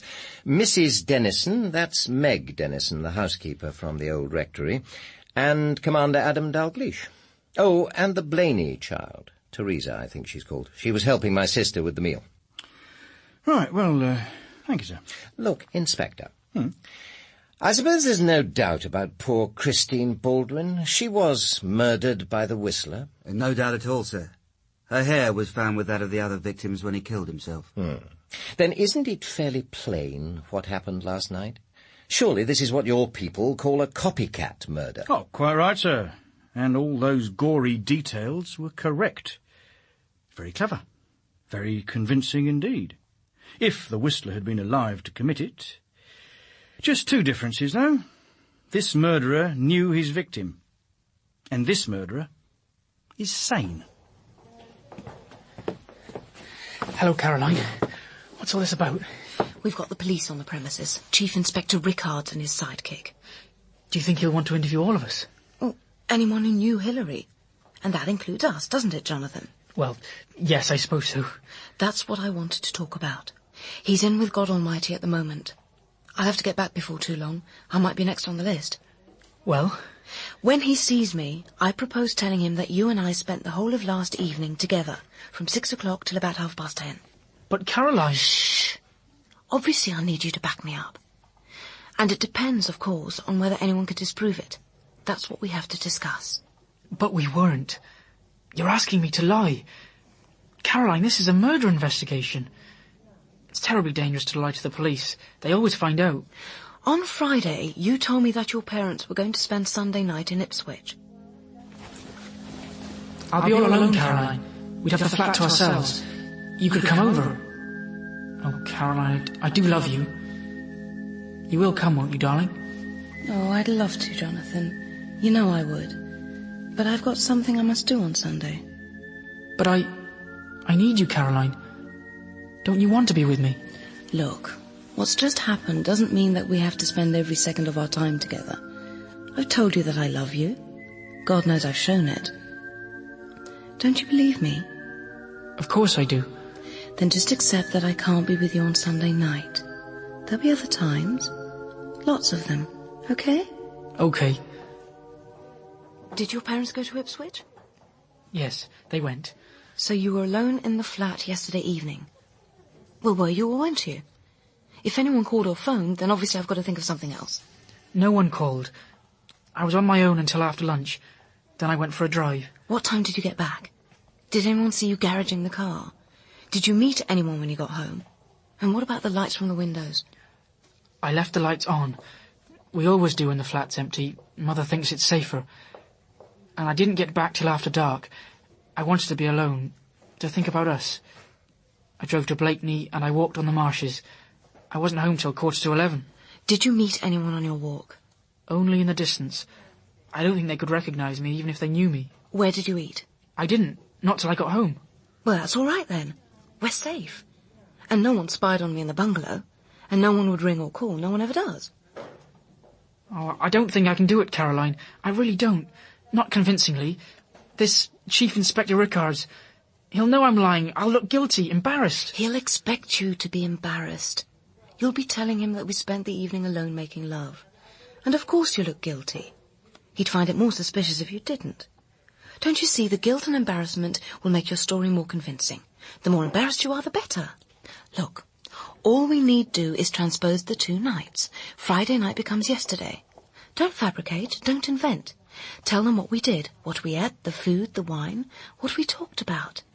It'll sound true because it will be true. But what happened between us on Friday was private. It was for us alone. Sunday. It happened on Sunday. And it's not private any longer. Murder destroys privacy. We made love. No doubt the police will use a coarser word. If they don't speak it, they'll think it. But we made love in my bedroom on my bed. On Sunday. Remember? Oh, God, Caroline, I'm so sorry. It's only because I love you so much. I'm not very good at this. I've never... It's my first. Don't worry, Jonathan. It's all right. Everything's fine. Yes, I remember. Then that's all you have to tell them. But why? That's what I don't understand. Why? They won't suspect you. They can't. It's ridiculous even to think it. You got on well with Hillary. You get on well with everyone. You're the last person the police will be interested in. You haven't even got a motive. Oh, but I have. Look, I've got to get back soon. I'll be missed. I never told you this, but I really hated her father. Peter Robarts ruined Mummy. He forced her to spend her last years in poverty. It's through him I lost my chance of a decent education. Look at me, a so-called personal assistant at Dogsbody, and that's all I'll ever amount to. You could be anything you chose. Not without an education. Mummy trusted Peter Robarts. She put every penny she had, every penny Daddy left into his plastics company. I've hated him all my life. Once the police discover that, I'll get no peace. But they can't see what Hilary's father did to your mother as a motive for murder. It's absurd. It was so long ago. The motive for killing another human being is often absurd. People kill for the strangest reasons. But if I can produce an alibi, that will be the end of the matter. They'll leave us alone, both of us. We only need say that we were together, and there will be an end of it. I really must go. You will back me up, won't you? Oh, Caroline... All right. I'm asking too much. I know how you feel about the truth, honesty, your Boy Scout Christianity. We all need our self-esteem. I suppose yours is knowing you're morally better than the rest of us. But aren't you being a bit of a hypocrite? You say you love me, but you won't lie for me. It's not an important lie. It won't hurt anybody. But you can't do it. It's against your religion. It's not that. Your precious religion didn't stop you going to bed with me, did it? I thought Christians were supposed to be too pure for casual fornication. Oh, Caroline. All right, let it go. I'm asking too much. I'm not better. I'm not. And you could never ask too much. If it's important to you, of course I'll do it. There's no danger. We're both innocent, we know that. And what we tell the police could so easily have been true. Look, I simply must get back to the office now. I'll be in touch, but we'd better not see each other tonight. I rang you last night. You... Did you? While I was driving around, thinking. I stopped at a phone box and telephoned. You weren't in. What time was that? About 20 to 10. Perhaps a little later. All right. You might as well know. I was on the headland last night. The headland? Why? I took Remus for a run. I left the car just outside the village and walked as far as the ruined abbey. I suppose I was there just after 10. You were there? Shh! And all the time she must have been lying dead within a few yards of you. Not a few yards, more like 100. And I didn't see her kill her, if that's what you're thinking.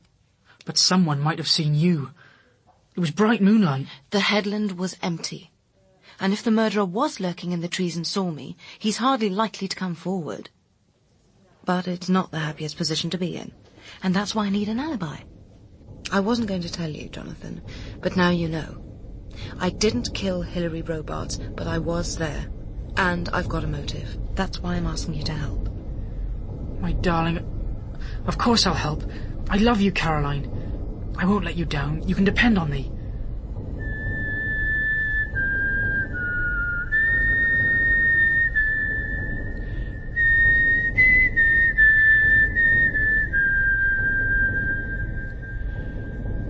In episode 3 of Devices and Desires by P.D. James, dramatised by Neville Teller, Robin Ellis played Adam Dalgliesh, Paul Shelley was Alex Mayer, Bruce Alexander, Rickards, Susanna Doyle, Hilary, Dermot Crowley, Blaney, Kate Wilton, Teresa, Amita Deary, Caroline Amphlett, Vaughan Sivell, Jonathan, John Baddeley, Jago, and Jonathan Taffler played Sergeant Oliphant.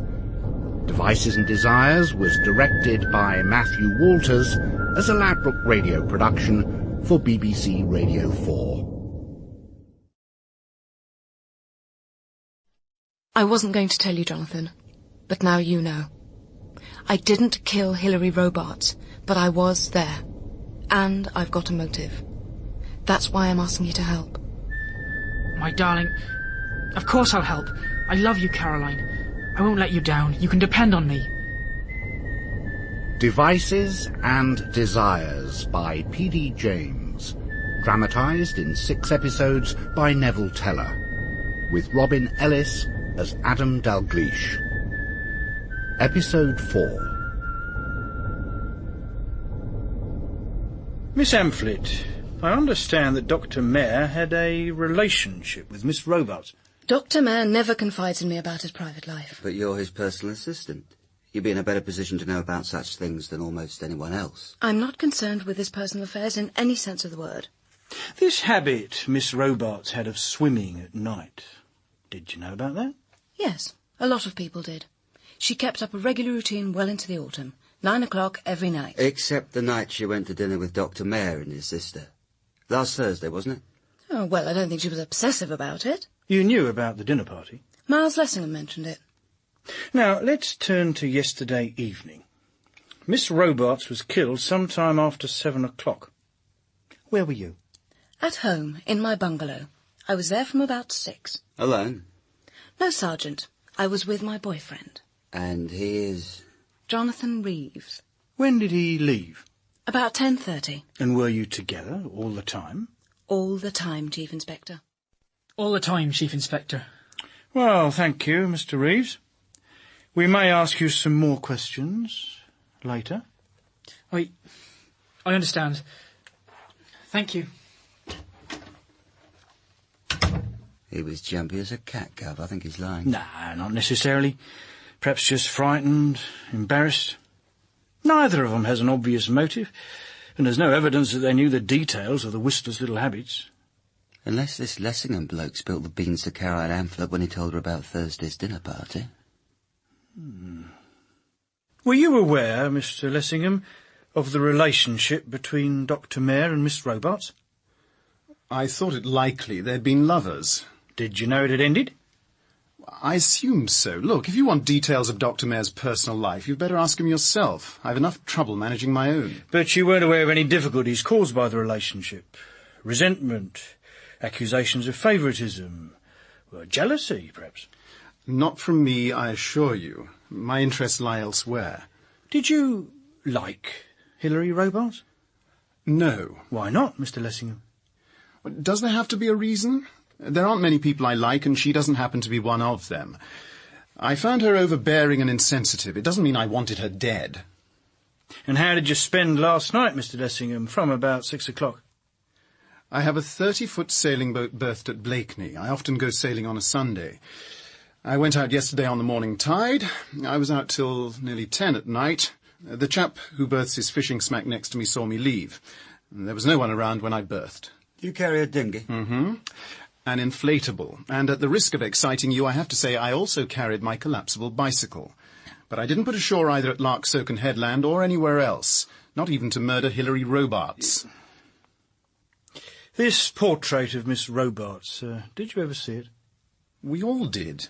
George Jago, the manager of the local Hero, put it up for a week in the bar. But Blaney didn't slash it. Why not? A creative artist or scientist doesn't destroy his own work. One last point. Miss Mayer's dinner party. You gave the guests a description of the Whistler's methods, including information we'd specifically asked you to keep to yourself. One can hardly arrive 2 hours late for a dinner party without some explanation. I'm afraid that keeping quiet would have needed more self-control than I was capable of at the time. And I thought they were entitled to a vicarious thrill. Besides the people at that party, did you pass on details of that murder to anyone else? To Caroline Amphlett, for instance? I did not. And now, if you've no more questions, I've a power station to run. Would you or Sergeant Oliphant care for coffee? Thank you, no, Miss Mayer. I see you're busy. Correcting proofs takes up an inordinate amount of time, Chief Inspector. I have a new book coming out for Christmas. Now, Hilary Robarts. I can't help you about her death, I'm afraid. I was here all evening. My brother gave me the news when he got home last night. But I can tell you a little about her portrait. Oh, Alice, isn't this all so horrible? May I introduce Mrs. Dennison? Meg, this is Chief Inspector Rickards and Sergeant Oliphant. Oh, I'm sorry. I'm interrupting, but I had to get out of the house. This is appalling news, Inspector. Are you absolutely certain it couldn't have been the Whistler? Not this time, madam. The timing's wrong. I told you that when I rang this morning, Meg. I just kept hoping there'd been a mistake. That he'd killed her and then himself. That Hilary Robarts was his last victim. It couldn't have been the Whistler. He was dead. I think this is what's called a copycat murder. Oh, it's horrible. It's horrible. Having started, would he go on? Like the Whistler did, death after death, no one feeling safe? I shouldn't let that worry you, Mrs. Dennison. But of course it worries me. It must worry all of us. We've lived so long with the horror of the Whistler. It's appalling to think that it's starting all over again. How much do you know about nuclear power, Mr. Dalgliesh? It might be wise to assume that I know nothing. Hello, Alex. I've asked Miles Lessingham to join us. Mr. Dalgliesh, we meet again. I've invited Mr. Dalgliesh on a tour of the plant, Miles. I'll come with you as far as I can, but I have to be back in the office by 3. Of course. That's the turbine house to our right. The reactor building and the cooling plant are behind it. We run Magnox thermal reactors here, Mr. Dalgliesh, somewhat past their sell-by date, I'm afraid. It's a type first commissioned in 1956. The fuel is uranium metal. To conserve the neutrons, it's clad in a magnesium alloy called Magnox, hence the name. Is this the type they have at Sizewell? One of them. They've also got one of the new generation pressurized water reactors, the PWR. Now that's what we're in line for in due course. We're planning to run the 2 types in tandem for a bit and then change over entirely. It was an extraordinary couple of hours. Garbed in protective clothing, we stood in the great turbine hall, ears pulsating, while Mayer produced his facts and figures about pressures, voltages, and braking capacity. We looked down to where the spent elements lay like sinister fishes underwater in the fuel cooling pond. By the time we reached the reactor house, Mayer had left us. I stood alone with Miles Lessingham on a high walkway, looking down at the black charge floors of the 2 reactors. Remembering Toby Gledhill, I glanced at Lessingham. His face was white and taut. Shock is an odd phenomenon, Mr. Dalgliesh. For weeks afterwards, I dreamt of watching Toby fall. Then suddenly the dream stopped. I thought I'd be able to look down at the reactor charge floor and put the image out of my mind. Well, I can, most of the time, but sometimes, like now, I can see him lying there so clearly it could be real. I got to him first, you know. Oh, I knew he was dead. He looked very small, disjointed, a rag doll. All I was aware of was that ridiculous symbol of a yellow bee on the heel of his trainers. Christ, was I glad to get rid of those bloody things. Look, Alice, perhaps you'd rather I went. I'll get back to the rectory. Nonsense, Meg. Help yourself to coffee. You may as well stay and hear what happened last night. You've no objections, I take it, Chief Inspector? Oh, not at all. You said you were here all evening. That's right, Sergeant. From 5:30. My brother arrived back from London at around tea time. He went for a walk, had a light meal, and left for the power station at about 7:30. I settled down to work on my proofs. I switched on the answer phone so as not to be disturbed. And you didn't leave the cottage for any purpose? Not until 9:30. Let me tell you the story in sequence. At about 8:10, it suddenly struck me that with the answer phone on, I might miss an important call for my brother. It was then that I heard George Jago's message that the Whistler was dead. You didn't ring anyone else to let them know? I knew it wasn't necessary, Sergeant. Jago runs his own information service. I came back into the kitchen and worked on my proofs until about 9:30. Then I thought I'd collect Hilary Robarts' portrait from Ryan Blaney. I'd promised to drop it in at the gallery in Norwich on my way to London, and I wanted to make an early start in the morning. I rang Scudder's cottage, but the line was engaged. Then I got out my car and drove over. I went straight to Ryan's painting shed. He said he'd leave it there for me to pick up, but it wasn't there. Exactly what happened next? I left the light on in the shed and went across to the cottage and knocked on the door.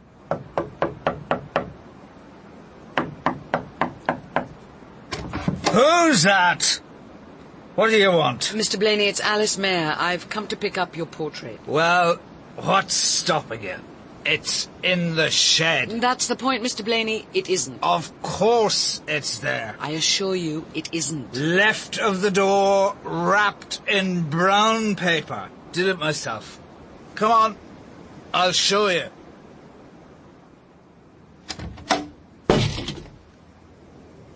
Oh, God. It's gone. Oh, God. Come on, Mr. Blaney. Let me help you back indoors. Oh. Come on. Oh, God. Come on. It's gone. Hadn't we better phone the police, Mr. Blaney? We could do it from here if your phone is working. I've been trying to get through to you, but it's been engaged. The bloody receiver's not on properly, that's why. Why not phone the police? The sooner the better. Tomorrow. Tomorrow will do. Good night. You didn't discuss the news of the Whistler's death? What was there to discuss? Neither of us were in the mood for a chat. Miss Mayor, from what you saw of Mr. Blaney that night, do you think he could have driven a car? Impossible. And he hadn't a car to drive. He had a small van, but it's broken down. Or ridden a bicycle? I suppose he could have tried, but he'd have been in the ditch within minutes. Mrs. Dennison, did you know last night that the Whistler was dead? Oh, yes. Mr. Jago phoned me too. About 10:15. He probably tried to get you earlier, but you were on your way to Norwich Station with the Copleys. No, Alice, I wasn't. I should have been, Chief Inspector, but the car wouldn't start. I had to phone Sparks. He runs the local taxi. Luckily, he could just get the Copleys to Norwich, but he couldn't bring me back. He had to go straight on to a job in Ipswich. So you were in the rectory by yourself last night? Mm-hmm. That's right. Did you leave the house at any time? No. Well, very briefly. I went out into the garden for a short while. Now, if you don't mind, I'd like to go home. Bye, Alice. Now, I'll let myself out. Meg? Funny. She hasn't touched her coffee. Miss Mayor, it must have been nearly midnight when your brother got home last night. Did you ring the power station to find out why he was delayed? Certainly not. Alex isn't my husband, and he isn't my child. I don't check on his movements. I'm not my brother's keeper. But he lives with you. You do talk, don't you? For example, you must have known about his relationship with Hilary Robarts. Did you approve? To approve or disapprove would have been as impertinent as that question. If you wish to discuss my brother's private life, I suggest you do it with him. Miss Mayor, a woman has been brutally done to death, and her body mutilated. She was a woman you knew. I'm sorry. I'm sorry, Chief Inspector. You're quite right, of course. I'll help you all I possibly can. This won't take much longer, will it, Inspector? I've got the full pub down there and only two on duty. They can't go on managing on their own. Perhaps you don't need me, Mr. Rickards. Yeah, I think you'd better stay, Mrs. Jago, if you don't mind. We'll be as quick as we can. Now, this painting of Miss Robarts... I knew it'd bring bad luck. An evil picture, if ever I saw one. Oh, I don't see how you can say a picture is evil, my dear. Not a picture. Evil's what's done by people. Granted, it wasn't the kind of picture you'd want hanging on your sitting room wall. Or in the bar, come to that. Pity you ever did, George. Why did you, Mr. Jago? Well, no, Sergeant, that's quite simple. Because Ryan Blaney asked me to, that's why. Well, did he hope to sell it? Oh, no, it wasn't for sale. Not that one. I want them to see it, I said. I want them all to see it. And who did? Well, all the customers who came in the bar. They could hardly miss it. Anyone from the headland or the power station? Oh, can't really say. I'll tell you one person who did see it, though. That's Hilary Robarts. She stood there and looked at it, and everyone fell silent. Then she walks over to the door. I've changed my mind about drinking her, she says. And out she goes. I take it she wasn't very popular. We all knew she was scheming to turn the Blaneys out of Scudder's cottage. And him a widower trying to bring up 4 kids. Was that the last time you saw her? Well, the last time George did. I saw her on the headland yesterday afternoon, only a few hours before she died. How did you come to be on the headland? Delivering the church magazine, wasn't I? Well, here they are, Mrs. Jago. The usual last-minute rush, Rector. I'm afraid so. But somehow we always seem to meet our deadline. Such an alarming word, I always think. Well, I shan't be seeing you for a while now. Why ever not? Mrs. Copley and I are off to stay with our daughter in Wiltshire. It's this Whistler business. Our daughter insists we go and stay with her. Oh, quite right. Get away, that's the best thing. So, Mrs. Dennison will be on her own in the rectory? Just for a bit. But she'll have the jumble sale to occupy her. Oh, we're getting a bit overwhelmed with all the clothes and things people are leaving at our back door. She's got an awful amount of sorting out to do. They all take a copy of the parish magazine. All except the Blaneys, of course. Well, they wouldn't be in RC. When exactly did you set off to deliver them? Oh, about 3, I reckon. Or maybe a bit after. We have a latish dinner on Sundays. And then? Then I got on my bike, put the magazines in the basket and cycled off over the headland. Who did you go to first? Neil Pascoe in the caravan. It was while I was there that Miss Robarts come driving up in a red Golf. Amy was outside with the kid. Timmy trotted over to the Robarts woman and grabbed at her slacks. He didn't mean any harm. He's a friendly little beggar. But he'd been mucking about in that muddy patch under the tap. She pushed him away. The kid fell on his bum and started bawling. And then all hell was let loose. Amy's certainly got a tongue in her head. What about Mr. Pascoe? What did he do? Just stood there, looking so white, I thought he was going to faint. Can you remember anything that was actually said? I'd sooner forget most of the swearing, thank you very much. That all came from Amy. When she'd done, Miss Robarts was in a right fury. How dare you speak to me like that? Who the hell do you think you are? You're nothing but a slut. I was thinking of dropping my legal action, that's what I came here to say. Now you can both sweat. I'm bloody well going ahead. You, Pascoe, you'll stand up in court and be made to pay. God, you'll pay. And I hope it ruins you both. You and your damned whore. Then into her car she gets and roars away. I did my best to cheer up poor old Neil. I told him she was a vicious, evil-minded bitch and that one day someone would do her in. Doreen. Not wrong, was I? Oh, I'm not supposed to, Mr. Reeves. Couldn't you come back when Mrs. Simpson's here? It's only her birthday, I want. I know it's soon. Just imagine what she'd feel like if I forgot. I don't know. No one will ever know how I found out. Old Simpson would murder me. I mean, personnel records. Oh, go on, Cheryl. It won't take a second. Keep a lookout. I've got to do this combination lock. I always get it wrong when I hurry. Just a mo. Here we are. We've got to be quick. Pamphlets.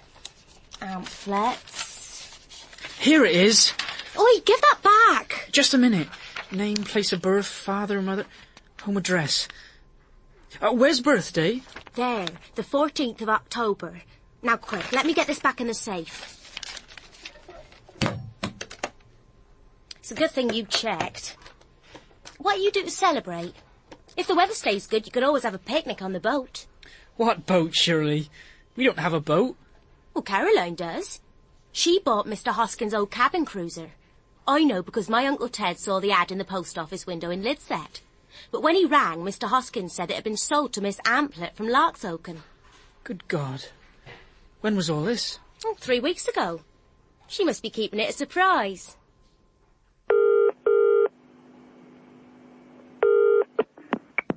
Yes? Is Miss Caroline Amplet at home, please? Who is that? I'm an old friend of Caroline's. My name's McLean. Indeed. Then how strange that I don't know you and that you apparently don't know that Miss Amplet no longer lives in London. Oh, we've lost touch with each other. Could you give me her address? I don't think I'd care to do that, Mr. McLean, but if you leave a message, I'll see that it reaches her. Is that her mother speaking? No. This is Miss Beasley, the housekeeper. Does Caroline still work at Larksoken Power Station? If you know that, Mr. McLean, then I cannot imagine for 1 second why you bothered to ring me. Goodbye. Tuesday, the 27th of September. It was after 10:30 at night when Rickards came for the second time to Larksoken Mill. Just as it comes, thanks. How's your wife? Oh, she's fine. Cheers. Cheers. Well, now that the Whistler's dead, I suppose she'll be coming home. Well, you'd think so, wouldn't you? No, I'd like it. She'd like it. There's just a little problem of Sue's ma. Doesn't want her Sue mixed up with any unpleasantness, especially murder. Well, with the baby due. It's difficult to isolate yourself from unpleasantness if you marry a police officer. As far as Ma's concerned, this new murder's as good an excuse as the Whistler for keeping Sue with her. How's the investigation going? Well, 1 or 2 leads. I've been looking into Hilary Robarts' background. Her dad was Peter Robarts. You remember him? Financial scandal, wasn't it? He made a quick fortune in plastics, lost it just as fast. Women, gambling, high living. He was lucky not to end up inside. The fraud squad were within days of making an arrest when he had his heart attack. So she must have had a hard time. Daddy's little girl one day, nothing too good, and then near disgrace and poverty. Mind you, I'm not sure all this is relevant. Nothing about the victim is irrelevant. Victims die because they are uniquely themselves. Well, this one's left precious little to go on. There's nothing worth finding in that cottage, except the letter to her solicitor about getting married. We've spoken to him, of course. He doesn't know the name of the man, nor does anyone else. Seen her will. She left everything to Alex Mayer. But I can't see Mayer killing her for £12,000 in a derelict cottage with a sitting tenant. She was his mistress, incidentally. Did he tell you that? Well, Morley's had to, didn't he? He's too intelligent to keep back information he knows we're bound to discover sooner or later. His story is that the affair was over by mutual consent. He expects to move to London. She wanted to stay here. Cyril Alexander Mayer. He's dropped the Cyril. Probably thinks Sir Alexander sounds better. By the way, he showed you around a power station yesterday, didn't he? Well, most of the talk was technical, all about reactors. Miles Lessingham showed me the high fueling machine from which Toby Gledhill fell to his death. It did strike me that Gledhill's suicide might have a bearing, but I just don't see how. It obviously affected Lessingham quite a lot. There was a rather cryptic exchange at the mayor's dinner party between him and Hilary Robarts. I'm surprised you weren't treated as a suspect. After all, you were first on the scene. And this is the second time you've been, well, almost in at a death. It's becoming quite a habit.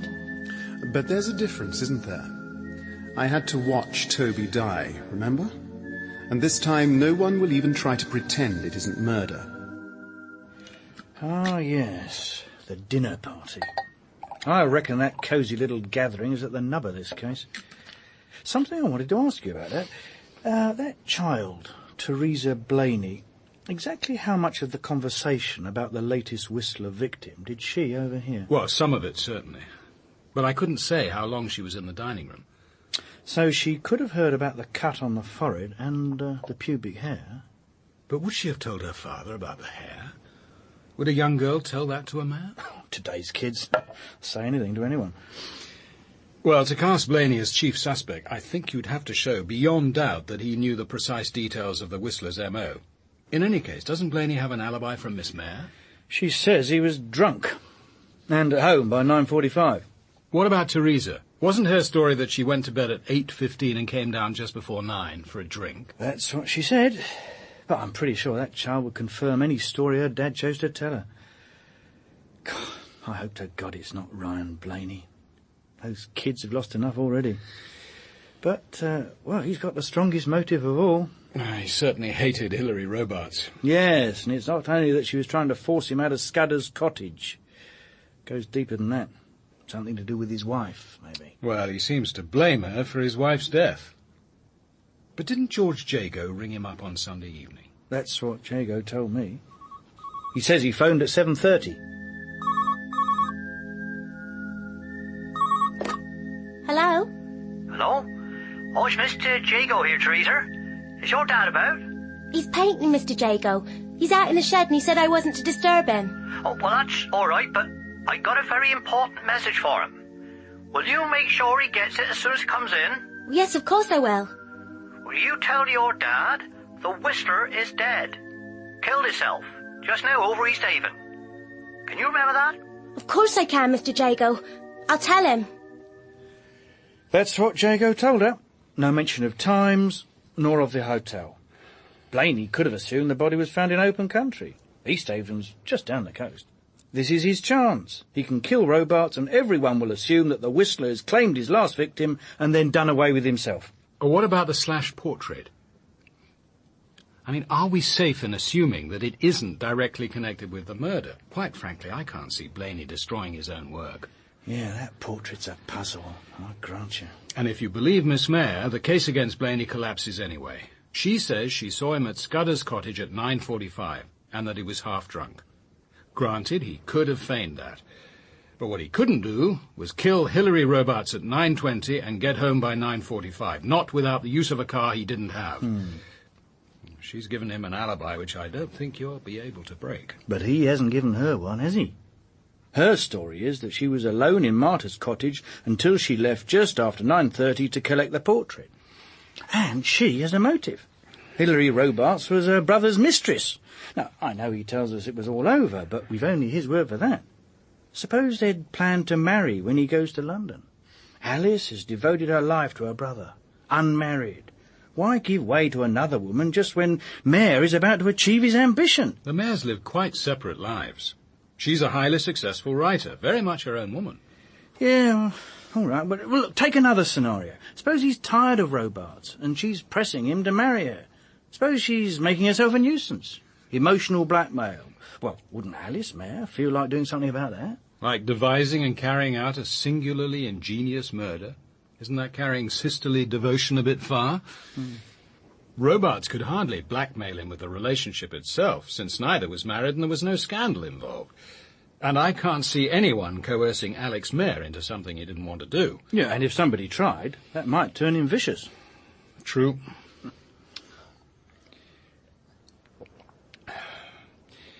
What about that couple at the caravan?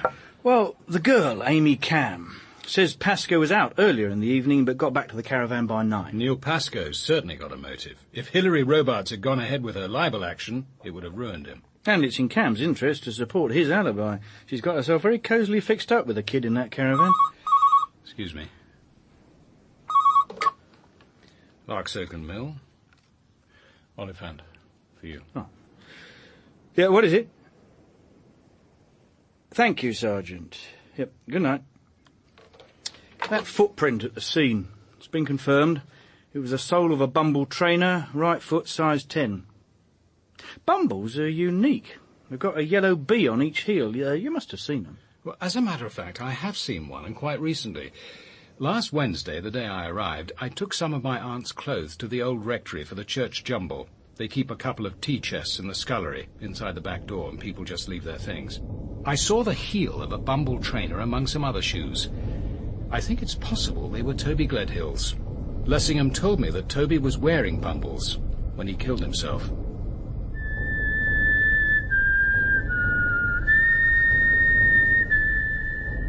In episode 4 of Devices and Desires by P.D. James, dramatised by Neville Teller, Robin Ellis played Adam Dalgliesh, Suzanne Bertiche was Alice Mayer, Susanna Doyle, Hilary Robarts, Bruce Alexander, Rickards, Emily Richard, Meg Dennison, Dermot Crowley, Blaney, Dominic Jeffgott, Miles Lessingham, Amita Deary, Caroline, Vaughan Sivell, Jonathan, Kate Wilton, Teresa and Shirley, John Baddeley, Jago, Joanna Brooks, Mrs. Jago, Paola Dionizotti, Miss Beasley, Jonathan Taffler, Oliphant, and David Enders played the Reverend Copley. Devices and Desires was directed by Matthew Walters as a Ladbroke Radio production for BBC Radio 4.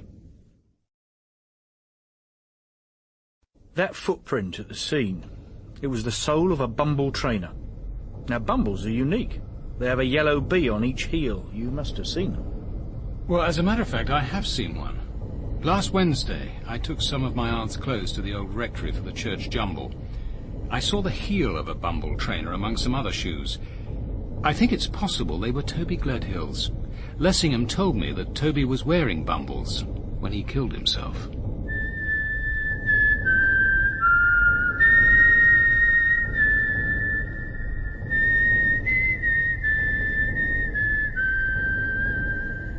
Devices and Desires by P.D. James, dramatised in 6 episodes by Neville Teller, with Robin Ellis as Adam Dalgliesh. Episode 5. We're looking for a particular pair of trainers, Mrs. Dennison, which we believe might be in your jumble box. It's all out here. I leave the back door open all day so that people can just leave things without bothering to knock. Or help themselves without bothering to knock. This is Larksoken, Sergeant, not London. Do you mind if I... Oh, please, go ahead. Mrs. Dennison, this is the sort of shoe we're looking for. It's known as a Bumble trainer. Was a pair ever in that box? Yes. Mr. Lessingham brought them in. They were among that young man's things, the one who killed himself up at the power station. Toby Gledhill. Yeah, did Mr. Lessingham just leave everything here? Oh, no. There was too much of it. He rang at the front door. It was towards the end of August, I think, with a suitcase full. We unpacked the clothes together. I remember putting the trainers in a plastic bag. It's nothing, sir. And when did you last see the trainers? I can't possibly remember that, Chief Inspector. Would it surprise you to learn that we have a witness who saw the trainers in this box last Wednesday morning? You can't have been listening to what I said, Sergeant. I've no idea when I last saw the shoes. So how could it surprise me to learn when somebody else last saw them?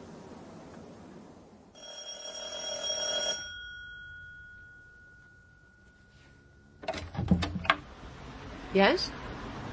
Miss Beasley? That's who I am. Who are you? I'm sorry to trouble you. I'm a friend of Caroline's, Caroline Amphlett. I'm trying to trace her. I've come all the way from Nottingham. Nottingham? Good heavens. Well, you look harmless enough and appear to be unarmed. Are you harmless, Mr... Percival? Yes, yes. Well, you better come in. Mrs. Dennison, when was it decided that the Reverend and Mrs. Copley should go and stay with their daughter? Last Friday, after Christine Baldwin was murdered. I was to drive them to Norwich to catch the 8:30 on Sunday evening. But you didn't drive them to Norwich, did you? Well, I've already explained that, Sergeant. The car wouldn't start. And when did you discover that, madam? As we were due to leave. Could you describe exactly what happened? Well, at about 6:30, while the Copleys were finishing packing, I drove the car round to the front door. I finally got them into it at about 7:15. Then it wouldn't start. So I rang Mr. Sparks at Lidset Garage and arranged for him to take them in his taxi. But without you? Oh, well, I felt bad about that. But Mr. Sparks could only take the job if he could go straight on to Ipswich, where he had to pick up a fare. Where is the car normally kept, Mrs. Dennison? In the garage. Locked? There's a padlock. I don't suppose it's all that secure, but it was locked when I went for the car. 3/4 of an hour before you needed to leave. Is that significant? It could be. Why so much time? Oh, have you ever tried to load a car for 2 elderly people who are leaving on an indefinite stay?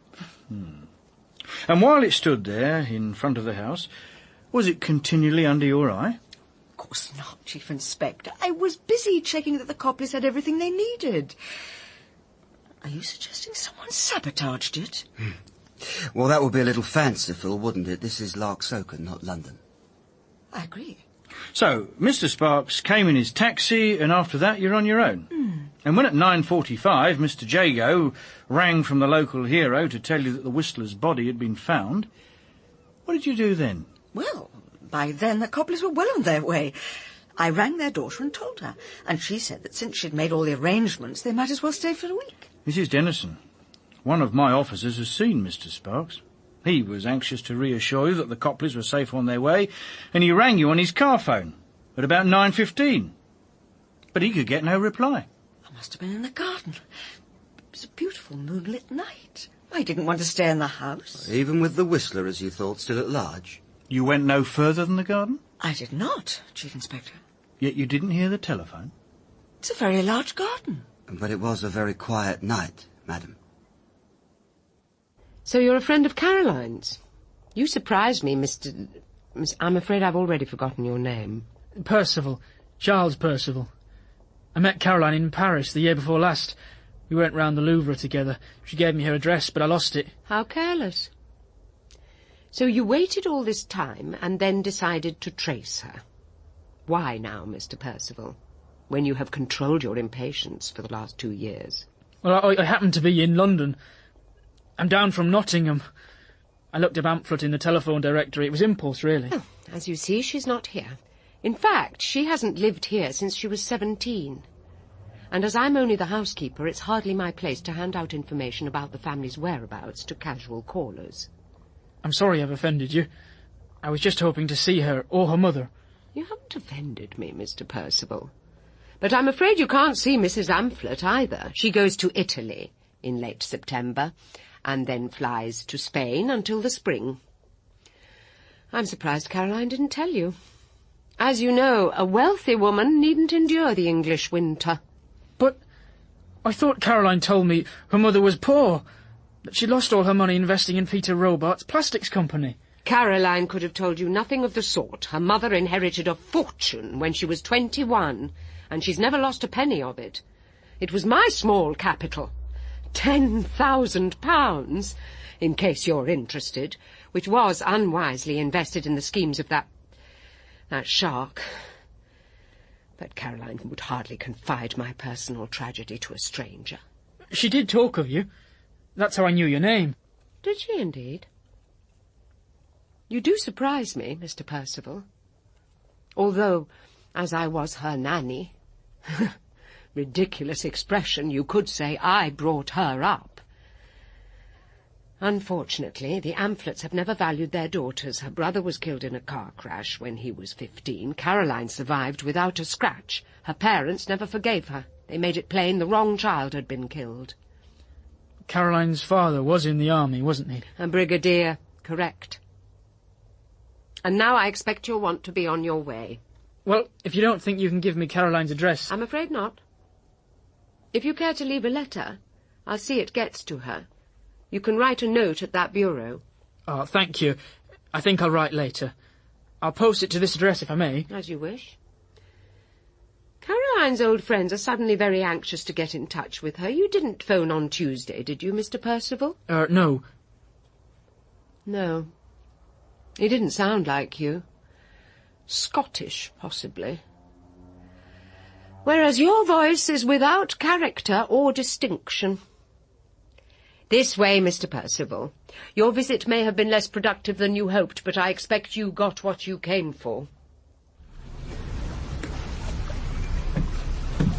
Down here. Pretty snug down here, don't you think, Chief Inspector? Yeah, very nice, sir. Is this the boat you were sailing last Sunday night? I wouldn't say sailing exactly, Chief Inspector. There wasn't enough wind. Well, this is the boat, all right.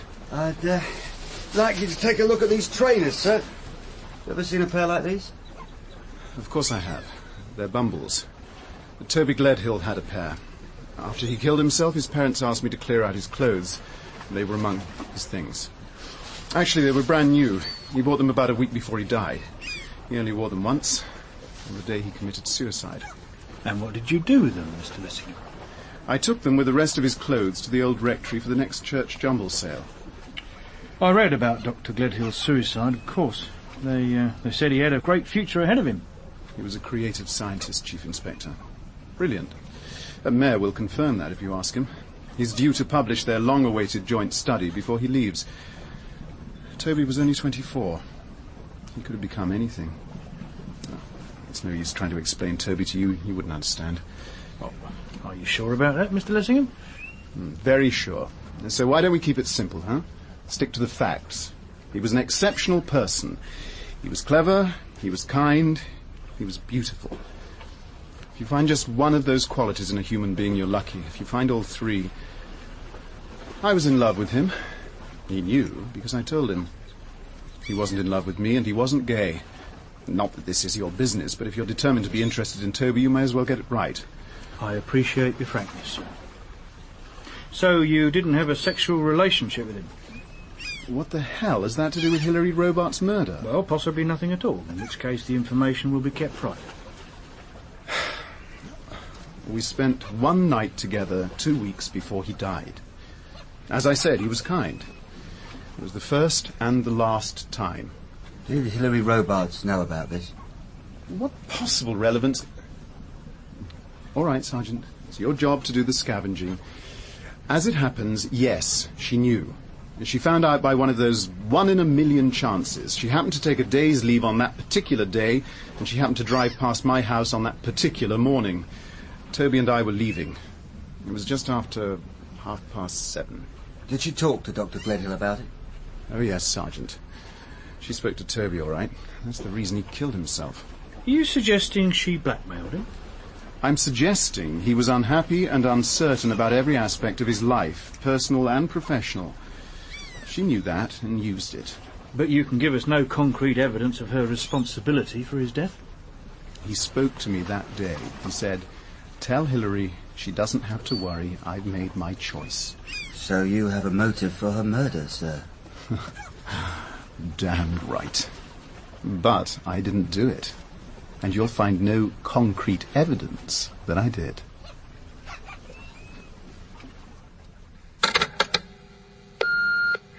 Carrie, darling, Nanny has something important to tell you. You won't like it, my sweet. Nanny's had a phone call and also a visitor. 2 strangers asking questions. Or it could have been the same man. Yes, it really could. I wonder... They were neither of them very convincing. Nanny didn't believe them, darling. The one who turned up, he was young and nervous.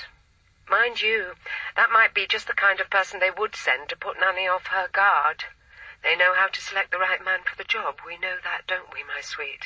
My own darling, you must be careful. You will be careful, won't you, Carrie? Good morning. Morning. Lovely day for the time of year. Yes, it is. Look, I'm sorry if I seem impertinent, but could I ask you where you got those shoes? You're not about to claim ownership, I do hope. No, nothing like that. They're not mine. Well, that's good. To begin an acquaintance, however brief, with a dispute over property is always a mistake. Property's a concept I've not much time for. I can imagine. No, I was wondering how long you'd had the shoes. Shoes? As a description does them too much credit, sir. In today's parlance, I believe they're commonly referred to as trainers. One picks up a great deal of common parlance on the road. My name, incidentally, is Jonah. And mine is Adam Dalgliesh. Well then, Adam Dalgliesh, give me one good reason why I should answer your question, and you shall have an answer. I will. On Sunday night, a woman was strangled on the beach not far from here. The police found a distinct footprint near the body, and are looking for a pair of Bumble trainers. Well, that's clear enough. You talk like a policeman. I'd be sorry to hear that you are one. Well, this isn't my case, but I am a policeman, I'm afraid. And these are Bumble trainers, are they? It's the yellow bee on each heel. Are you telling me that I now have on my feet the shoes of a murderer? It is possible that these are what he was wearing when he murdered that woman. Have you heard of the Norfolk Whistler? Is it a bird? A serial killer. And these trainers are his? No, he's dead. This latest killing was made to look as if he were responsible. Are you telling me that you haven't even heard of him? I sometimes see a newspaper when I need paper for more earthly reasons, but I seldom read them. They reinforce my conviction that the world is not for me. I seem to have missed your murdering Whistler. So, what am I expected to do now, Adam Dalgliesh? Well, if you wouldn't mind coming home with me, I could telephone the officer in charge of the case. My car's just up here. Lead the way, sir.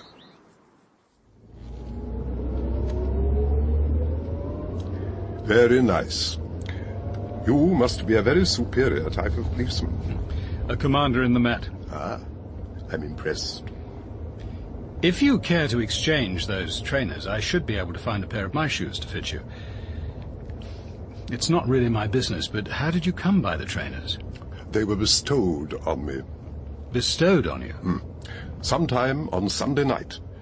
I'd arrived on the headland after dark, and I made my way to the usual night shelter near the cliff. A pillbox, I think it's called. I expect you know it. Well, I do know it. Not a very salubrious place to spend the night. I have known better. It has the advantage of privacy, and it's weatherproof. The slit faces the sea, so I can light a fire without fear of discovery. I usually visit once a year and stay a few days. Did you go there straight away? No. I always call at the old rectory first. The couple who live there are usually very obliging and let me fill up my water bottle. As it happens, there was no one at home. The lights were on downstairs, but no one answered the bell. What time would this be, do you remember? Well, the church clock showed 8:30 as I passed through the village, so it must have been about 9:15. What did you do then? I knew there was an outside tap close to the garage, so I took the liberty of filling my bottle without permission. Did you see a car? There was one standing in the drive. And then? Then I went straight to the pillbox. I was very tired. I drank some of the water, ate a little bread and cheese, and fell asleep. The shoes were thrown in some time during the night. I found them next morning. As I turned over, I felt something hard beneath me. It was one of the shoes. The other I found near my foot. So you accepted them? As a gift from God? Wouldn't you? You'll find my old shoes in the pillbox. And you put these on? Oh, not straight away. They were too damp. Someone had washed them very thoroughly.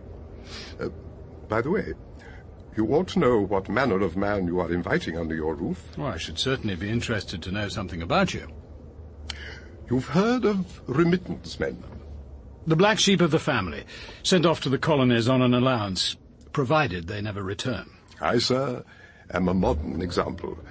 My brother, a prominent member of his local community, transfers £1,000 per annum from his bank account into mine, providing I never embarrass him by intruding on his presence. That must come in useful. He is indefatigable in good works, and you could say that I am among the recipients of his charity.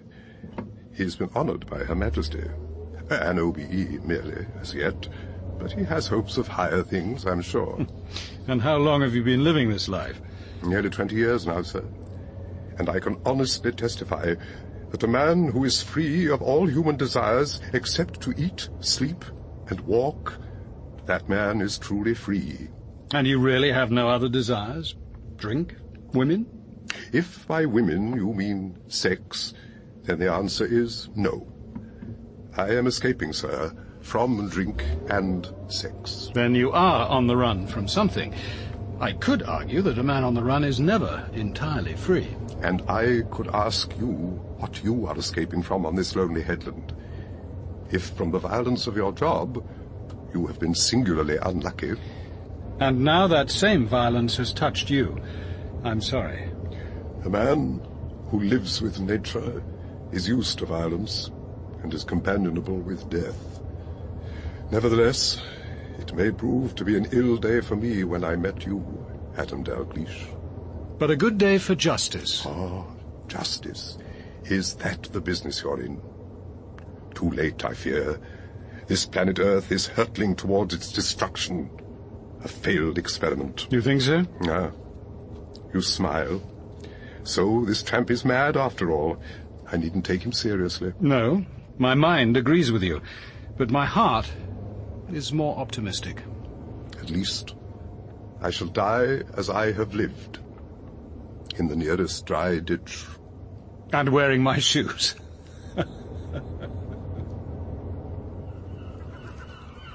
Hey! Hey there! Caroline! What the hell do you want, Jonathan? To talk to you. I've been following you since you left the bungalow. I know that, you fool. You've been in my mirror practically the whole way. Caroline, I have to talk to you. Then wait until tomorrow. Or stay where you are if you must. We'll be back in an hour. Where are you going? What are you doing? For Christ's sake, what do you think I'm doing? This is a boat, my boat. Out there is the sea. Amy and I are planning a short trip. Amy? Who's Amy? Hi. But it's nearly night, and it's getting foggy. So, it's dark and it's misty. Look, Jonathan, why don't you mind your own business and get off home to Mother? Caroline, please. I know you lied about your mother being ruined by Hilary's father. That wasn't true, any of it. Look, if you're in trouble, I'd like to help. I am not in trouble, and if I were, you'd be the last person I'd turn to. And take your hand off my boat. You never told me you had a boat. There are a great many things I didn't tell you. It wasn't real, was it? Any of it. You don't love me. You never loved me. Love? Take a good long look at yourself in front of a mirror. How could you ever have imagined it was real? This is real. Amy and me. She's why I stay at Larksoken, and I'm why she stays. Now you know. You used me? Yes, I used you. We use each other. That's what sex is. And if you want to know, it was bloody hard work. And it made me sick. It's very good of you to invite me in, Mr. Dalgliesh. We haven't actually met, but I expect you've heard of me. I'm Neil Pascoe from the Caravan. I'm sorry for butting in when you want some peace. If it's about the murder, then you ought to be speaking to Chief Inspector Rickards, not me. This isn't my case. I wouldn't have come if there were anyone else I could talk to. There are things I can't discuss with Amy. As long as you remember whom you're talking to. A policeman. Like the priesthood, isn't it? Never off duty. It's not in the least like the priesthood. There's no seal of the confessional, and there's no absolution. As long as you understand. It's about Toby Gledhill, the boy. Well, he was a boy, really, who killed himself at the power station. I've heard about Toby Gledhill. Then I expect you know he held himself down on top of the reactor. That was on Friday, the 12th of August. 2 days before, on the Wednesday, he came to see me. Really? At about 9 in the evening. I was in a caravan with the baby. Timmy. Amy had taken the van into Norwich to do some shopping, and there was a film she wanted to see. Then there was this knock, and there he stood. Did you know him? I knew who he was. I'd seen him at those open days at the power station.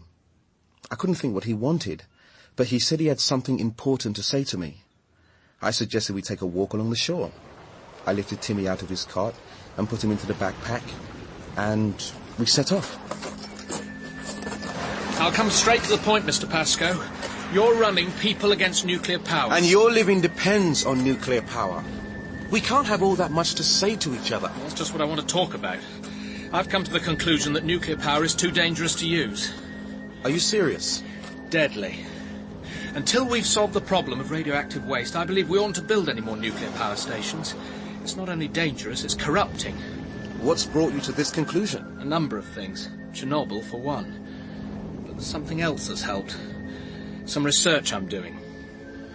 So what are you going to do? Resign. I won't go on working in nuclear power. And are you prepared to help us in Panup? I think I have a moral obligation to. It won't be easy for me. I not only like my colleagues, I respect their integrity. They believe in what they're doing. It's just that I can't go on sharing their beliefs. Have you spoken to anyone else at the station? Not yet. That's what I dread most. Good God. Look. Isn't that Hillary? I didn't expect... To see me rise like Aphrodite from the waves? She came slowly up the beach towards us. We were mesmerized. She looked magnificent. The drops of water glistening on her skin, and that locket she wears resting between her naked breasts. It's nice to see you, Toby. Why not come down to the cottage for a drink and a meal? Such harmless-sounding words, but they weren't. He couldn't resist her. I don't suppose I would have been able to either. She was offering him security, success, respect, love. What could I give him but trouble, even disgrace? I knew what would happen in the cottage if he went with her, and he knew too. She turned her back on us, absolutely confident that he'd follow her. And he did.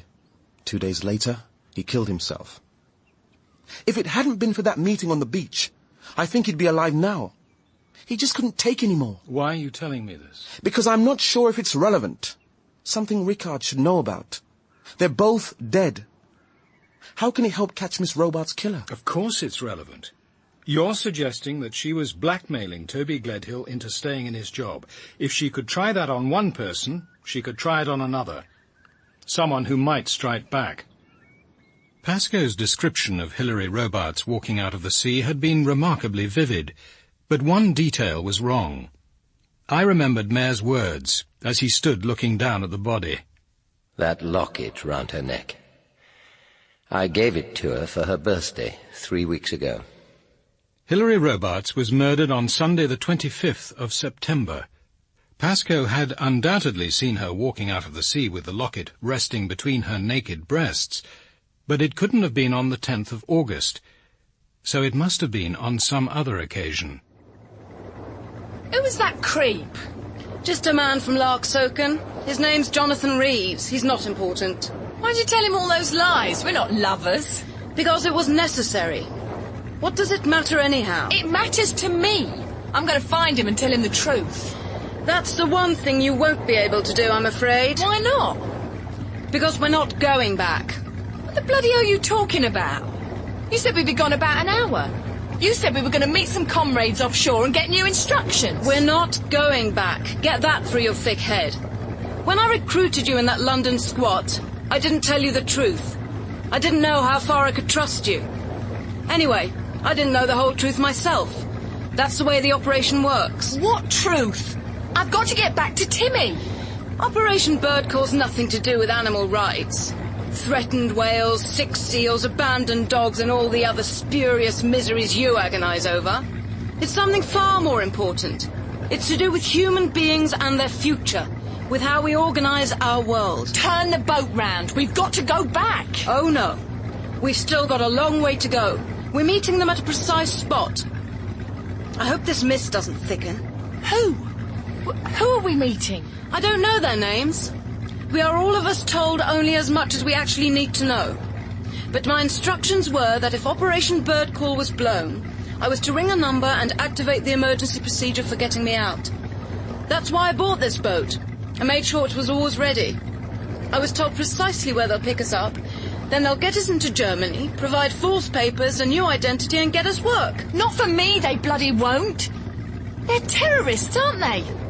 And you're one too.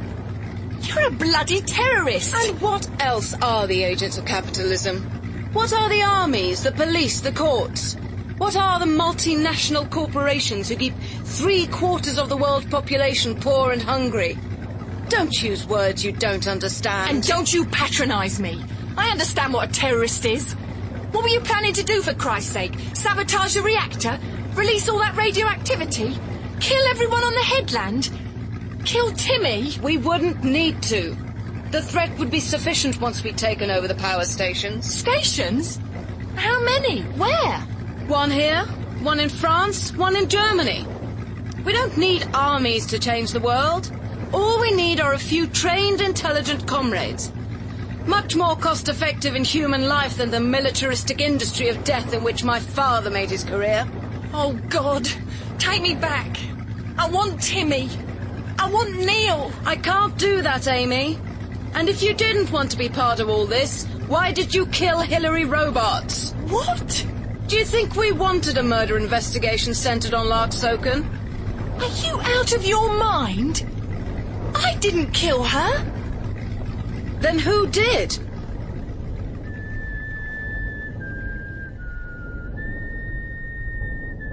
In Episode 5 of Devices and Desires by P.D. James, dramatised by Neville Teller, Robin Ellis played Adam Dalgliesh, Bruce Alexander was Rickards, Susanna Doyle, Hilary, Amita Deary, Caroline, Vaughan Sivell, Jonathan, Paola Dionizotti, Miss Beasley, Jonathan Taffler, Sergeant Oliphant, Emily Richard, Meg Dennison, Dominic Jeffgott, Miles Lessingham, John Gower, Jonah, Will Johnson, Neil Pascoe, Sasha Paul, Amy, and Michael Grandage played Toby. Devices and Desires was directed by Matthew Walters as a Ladbroke radio production for BBC Radio 4.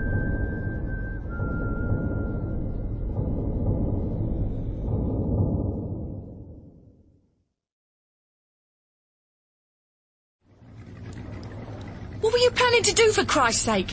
Sabotage the reactor? Kill everyone on the headland? We wouldn't need to. The threat would be sufficient. You've got to get me off this boat. I want Timmy. I want Neil. I can't do that, Amy. And if you didn't want to be part of all this, why did you kill Hilary Robarts? Are you out of your mind? I didn't kill her. Then who did?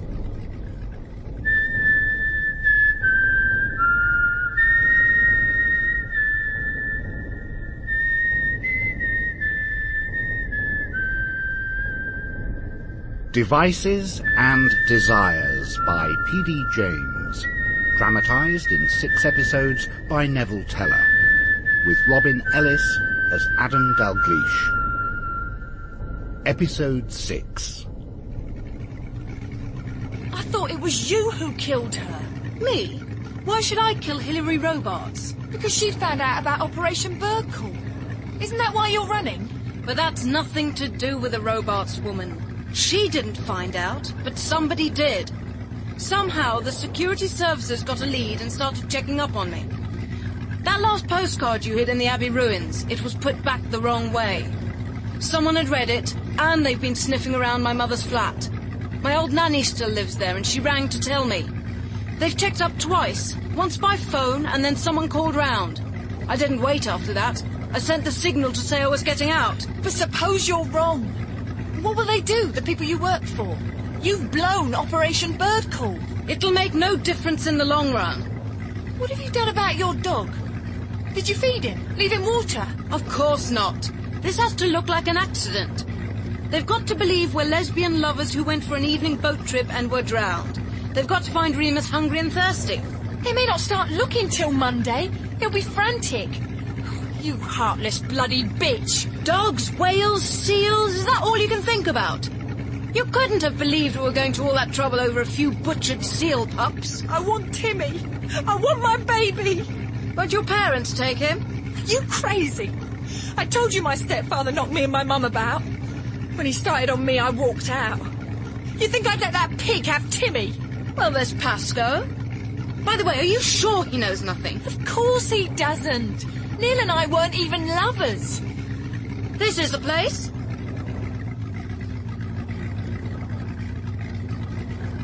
This is where they're going to meet us. We'll just have to circle here till they come. Caroline, look at me. No, properly. They're not going to put me ashore, are they? They're going to kill me. You know it. You brought me here to be killed. Don't be hysterical. They can't risk letting me go. I know too much.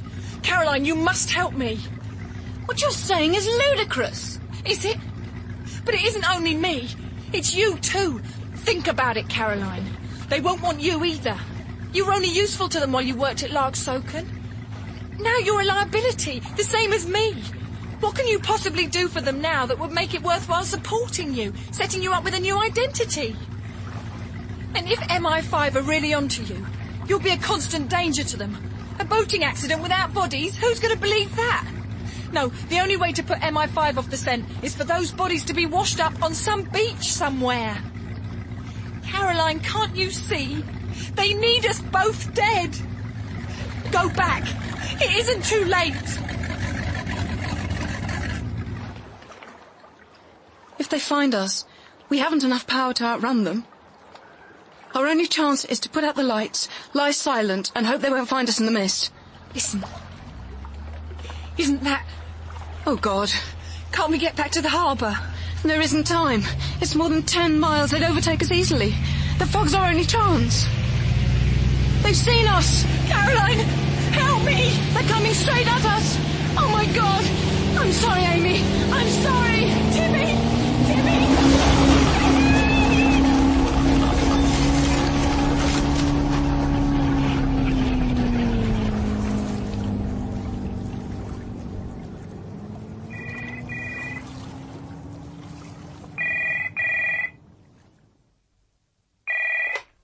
(90935). Gov, Oliphant here. Oh, yes, Sergeant. I thought you ought to know. Jonathan Reeves has rung HQ. He says Caroline Amphlett and Amy Cann have gone boating together. They've been gone 3 hours now, and the mist is getting thicker. Well, why ring the police? You should have got onto the Coast Guard. Yeah, I've done that, Gov, but that wasn't really why he phoned. He wanted to tell us that Amphlett lied. So did he. He and Amphlett didn't spend last Sunday evening together. She was on the headland. Reeves says they were having a lesbian affair. Well, I reckon they were in it together. Amphlett could have known how the Whistler operated from Mayor, and Cam hated Robarts. It all adds up, sir. Pretty circumstantial. But we'll pull them both in first thing tomorrow, hear what I've got to say. Oh, it's you. You'd better come in. Want a beer? Or there's tea. Nothing, thanks. I burned all my pan-up records, you know. Out on the beach. You probably guessed. It was never any use. I was only using pan-up to pander to my own need to feel important. I'm going to burn everything. And then what? Go to London and look for a job. What happened to Timmy? The local authorities took him. Place of safety order or something. A couple of social workers came for him yesterday. He didn't want to go. They had to tear him from my arms. Well, I don't suppose they had any choice. He couldn't have stayed here with you indefinitely. Why not? I cared for him for over a year. You know what really gets to me is the deception. I thought she cared. Oh, not about me, but about what I was trying to do. She was using me, using this place to be near Caroline. But they can't have seen very much of each other. How do I know? When I wasn't here, she probably sneaked out to meet her lover. Timmy must have spent hours alone. Sometimes, on Sunday afternoon, she used to go out quite blatantly, telling me she was off to meet her lover in the sand dunes. I thought it was a joke. And all the time she and Caroline were out there making love. laughing at me. You've only got Jonathan Reeves' word for that. Caroline could have been lying. No. They used us both. Reeves and me. Amy never wanted me near her. And when she came in from those Sunday walks, she was shining with happiness. You can't really believe that Amy connived at murder. I don't know!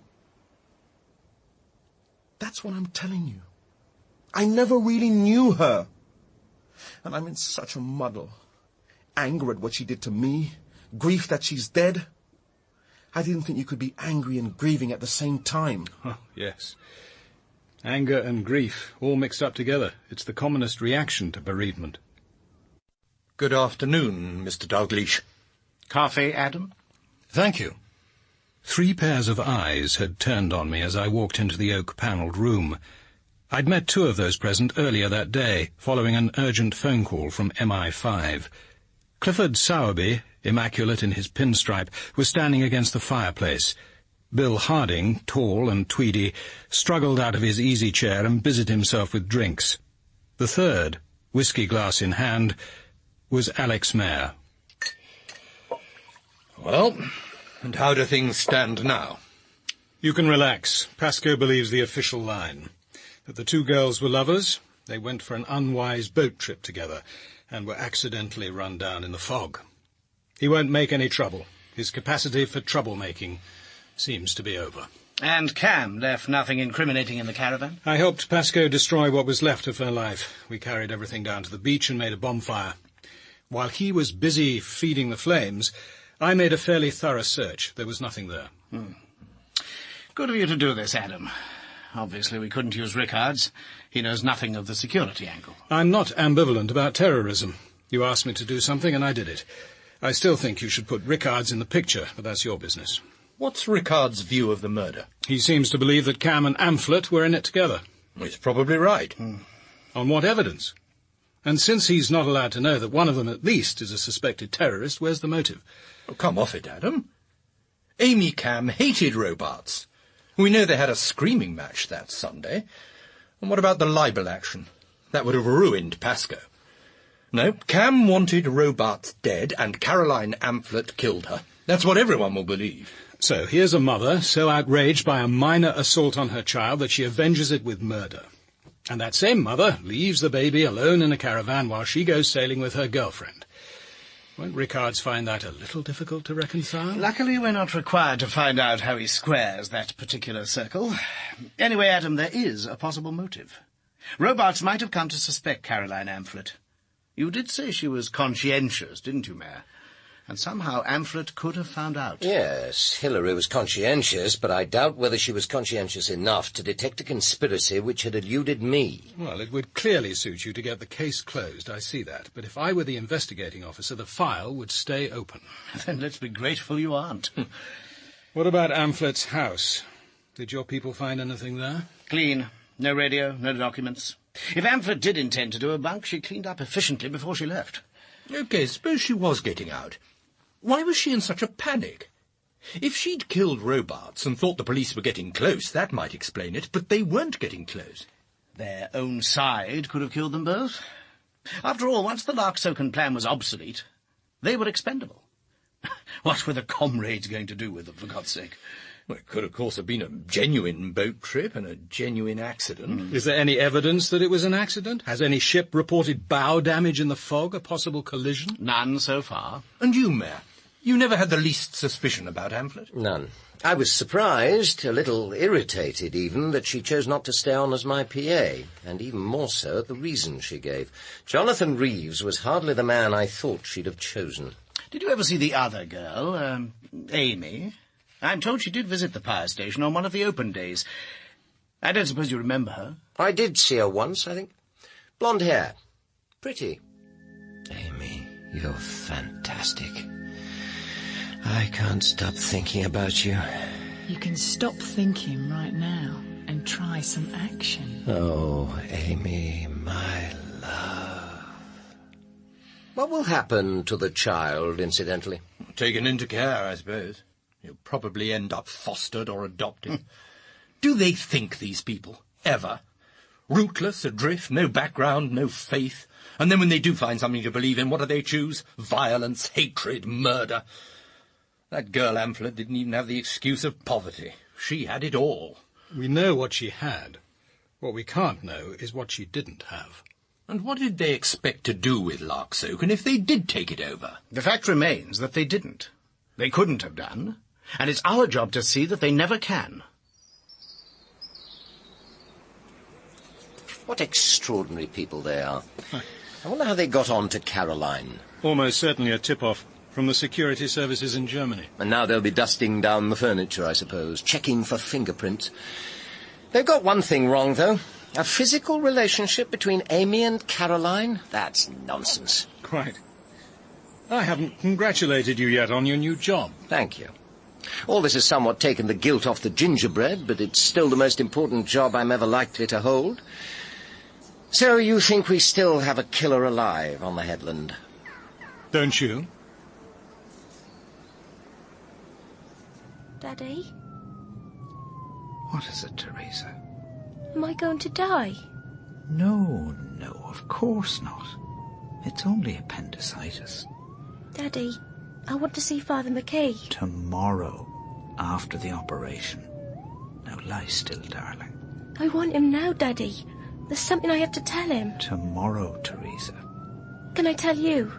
I have to tell someone now. Go on, then. That night, Miss Robarts died. I crept out to the Abbey ruins. I often went there. I used to go with Mummy. There were postcards stuck in the wall. I like to read them. It doesn't matter, darling. You don't have to tell me. But I want to. Please, Daddy. I saw Miss Robarts running into the sea. Daddy, I was there. All right. There was someone else there, too. I saw her walking over the headland towards the sea. Her? It was Mrs. Dennison, Daddy. Meg Dennison.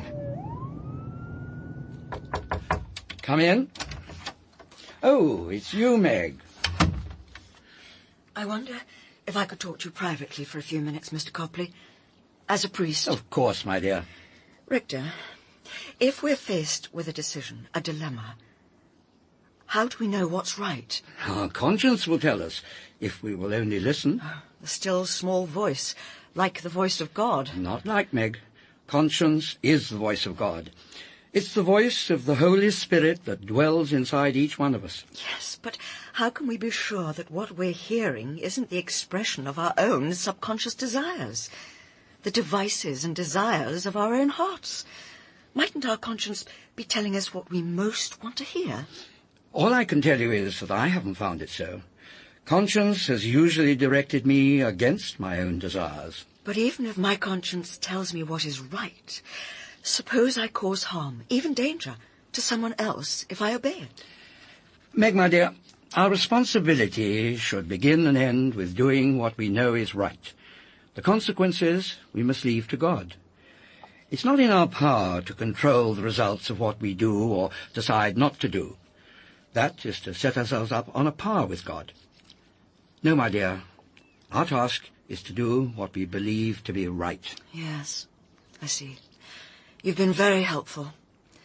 Now I know what to do.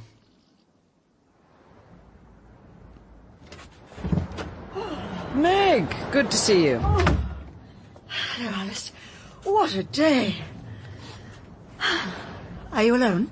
As you see. Alex is at Larksoken. I've brought back the first 50 pages of the proofs. I've done what you asked. Checked for printing errors only. I hope it wasn't too much of a chore. I get so obsessed with the recipes. It's amazing how many printing mistakes I miss. No, I enjoyed it. But you didn't battle your way through this wind just to bring me my proofs. Alice, those two girls, Caroline and Amy, people are saying that they killed Hilary Robarts. Is that what you believe? No. Why do you ask? Do you think the police will try to pin it on them? Why should they? Well, it would be convenient for them, wouldn't it? 2 dead suspects, case closed. Were they suspects? Well, they didn't have alibis. That man Caroline was supposed to be engaged to confessed that they weren't together that night. Caroline forced him to lie. It's all over the village. So they didn't have alibis, nor did other people. You, for example. That isn't proof of guilt. I didn't have an alibi either. I was at home all that evening, but I doubt whether I could prove it. But that isn't so, is it, Alice? You weren't at home. It's what you told Chief Inspector Rickards on Monday. I was sitting here, remember? But it wasn't true. Is that what you've come here to say? Oh, Alice, I know it can be explained. It's ridiculous even to ask. It's just that I've had it on my mind for so long. How do you know I wasn't here? Because I was. After the Copleys left, I suddenly felt I had to see you. I tried phoning, but the answer machine was on, so I walked down over the headland. Your cottage was empty. The lights were on downstairs, but the door was locked. The stereo was playing, very loud. I rang and rang. When you didn't come, I was afraid you might be ill. I used the key you gave me to get in. I walked into a surge of wonderful music. I recognized it. Mozart's Symphony in G minor. It was Martin's favourite. But you weren't here.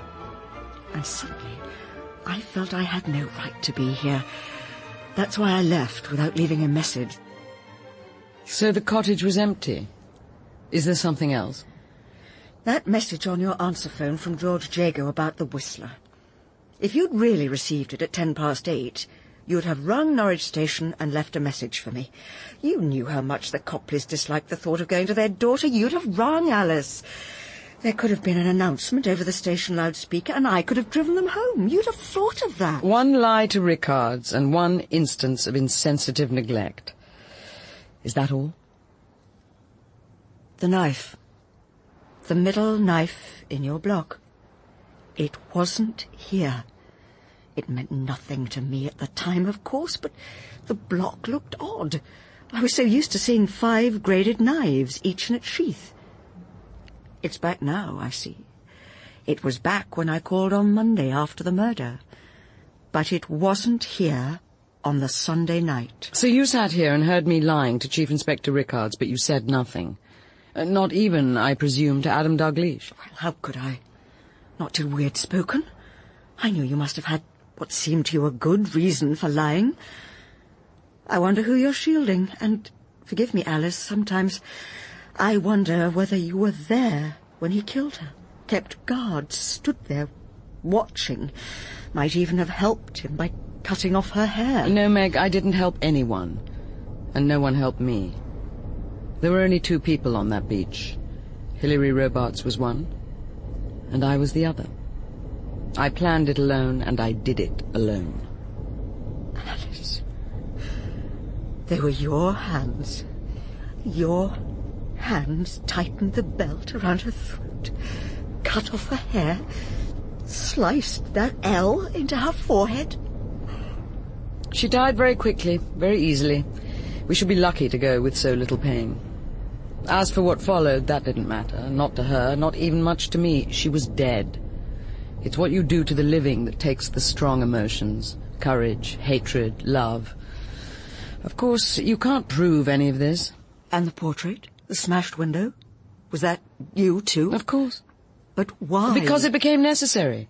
While I was waiting for Hilary to come out of the sea, I glimpsed Teresa Blaney. She suddenly appeared on the very edge of the cliff by the Abbey ruins. She was only there for a moment, but I saw her. She didn't see me. But if she didn't see you... Don't you understand?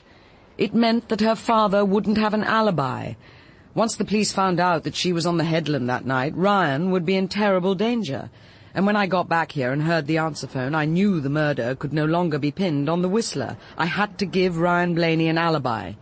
So I tried to ring him to say that I'd collect the portrait. When I couldn't get through, I knew I had to call at Scudder's cottage as quickly as possible. And of course you couldn't just collect the picture, could you? You had to speak to him. Oh, that's why I pretended the portrait wasn't in the shed. I hid it in my car boot. After that, even if Teresa confessed that she left the cottage, Ryan would be safe. On my way home, I stopped just below the pillbox and threw the bumble trainers inside. I'd taken them from the rectory that afternoon. And then you threw the picture through Hilary's window? Oh, I had to get rid of it somehow. That way it looked like a deliberate act of hatred.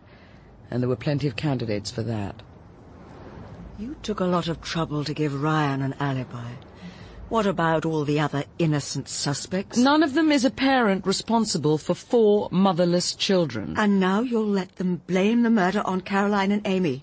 Both dead and both innocent. It can't hurt them now. But it's wrong. And it's unjust. Meg, they're dead. It can't matter. Concentrate on injustice to the living.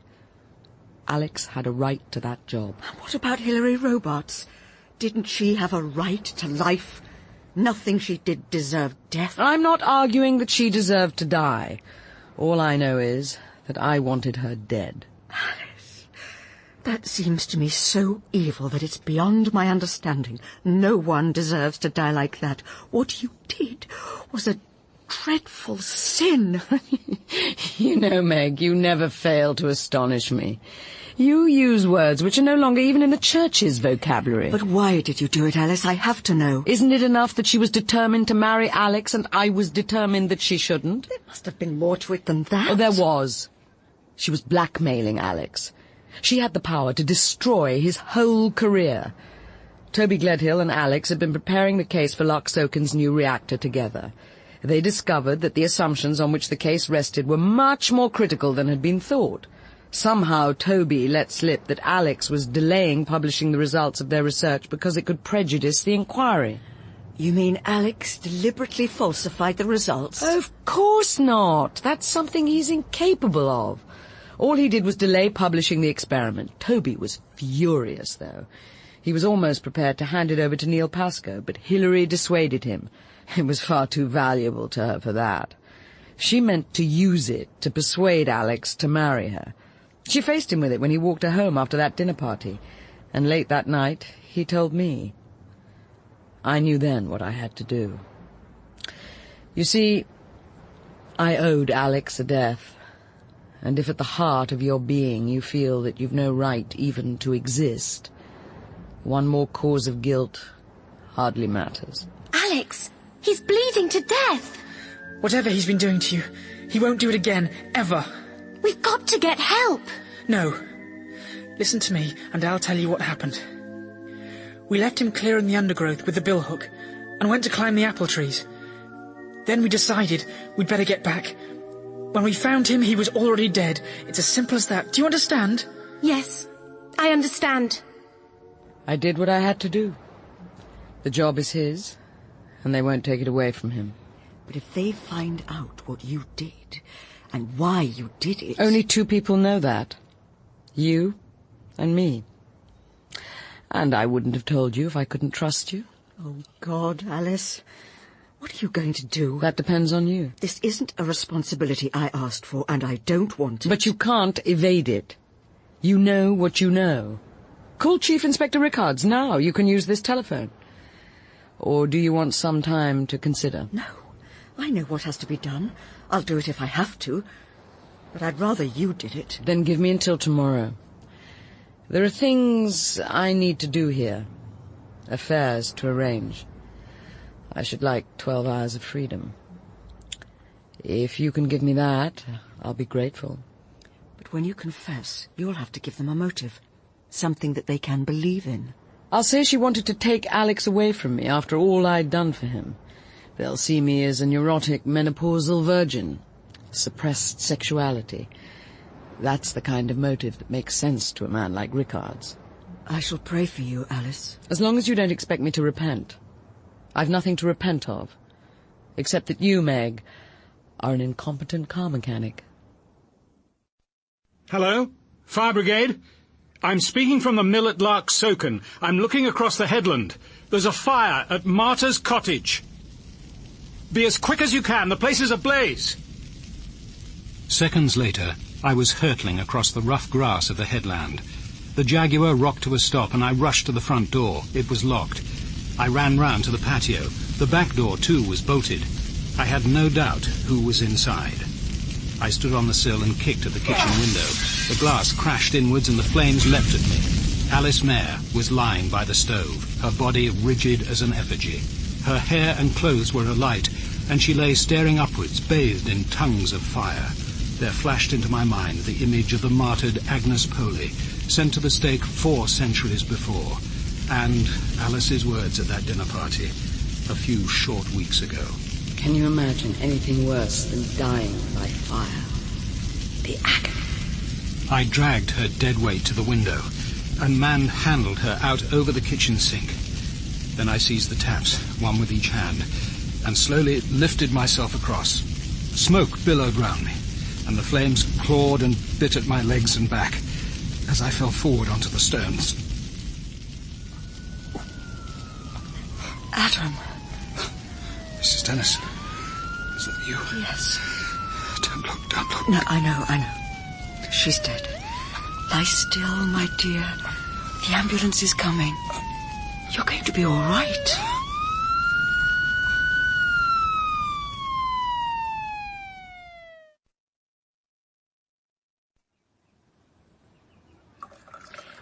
Tell me, how are your legs and back? A little stiff. The scars still itch occasionally. I know you don't want to be told this, but we're all very grateful for what you're doing for the Blaneys. The rent you'll be charging for the mill is derisory. I'm doing Ryan Blaney no favours. I need a caretaker, and I wanted a local family to live here. You could argue that I should be paying him. Well, it'll transform their lives. Teresa's a different child already. Did you know Alex Mayer is selling Martha's cottage? Now he's in his new job, I think he wants to cut himself off from Larksoken altogether. Understandable. Does Alex accept that his sister killed Hilary? I don't think Alex Mayer is a man to deceive himself about uncomfortable facts. Officially, he accepts the police's view, that the person who murdered Hilary Robarts is dead, but that now it's impossible to prove whether that person was Amy Cam, Caroline Amphlett, or Alice Mayer. Almighty and most merciful Father, we have erred and strayed from thy ways like lost sheep. We have followed too much the devices and desires of our own hearts. We have offended against thy holy laws. We have left undone those things. In the final episode of Devices and Desires by P.D. James, dramatised by Neville Teller, Robin Ellis played Adam Dalgliesh, Suzanne Bertiche was Alice Mayer, Paul Shelley, Alex Mayer, Emily Richard, Meg Dennison, Amita Deary, Caroline, Sasha Paul, Amy, Dermot Crowley, Blaney, Kate Wilton, Teresa and Alice Mayer, aged 15, Bruce Alexander, Rickards, Jonathan Taffler, Oliphant, David Timpson, Sowerby, Geoffrey Beavers, Harding, Will Johnson, Pascoe, Vaughan Sivell, Alex aged 15, and David Enders played the Reverend Copley. Devices and Desires was directed by Matthew Walters as a Ladbroke Radio production for BBC Radio 4.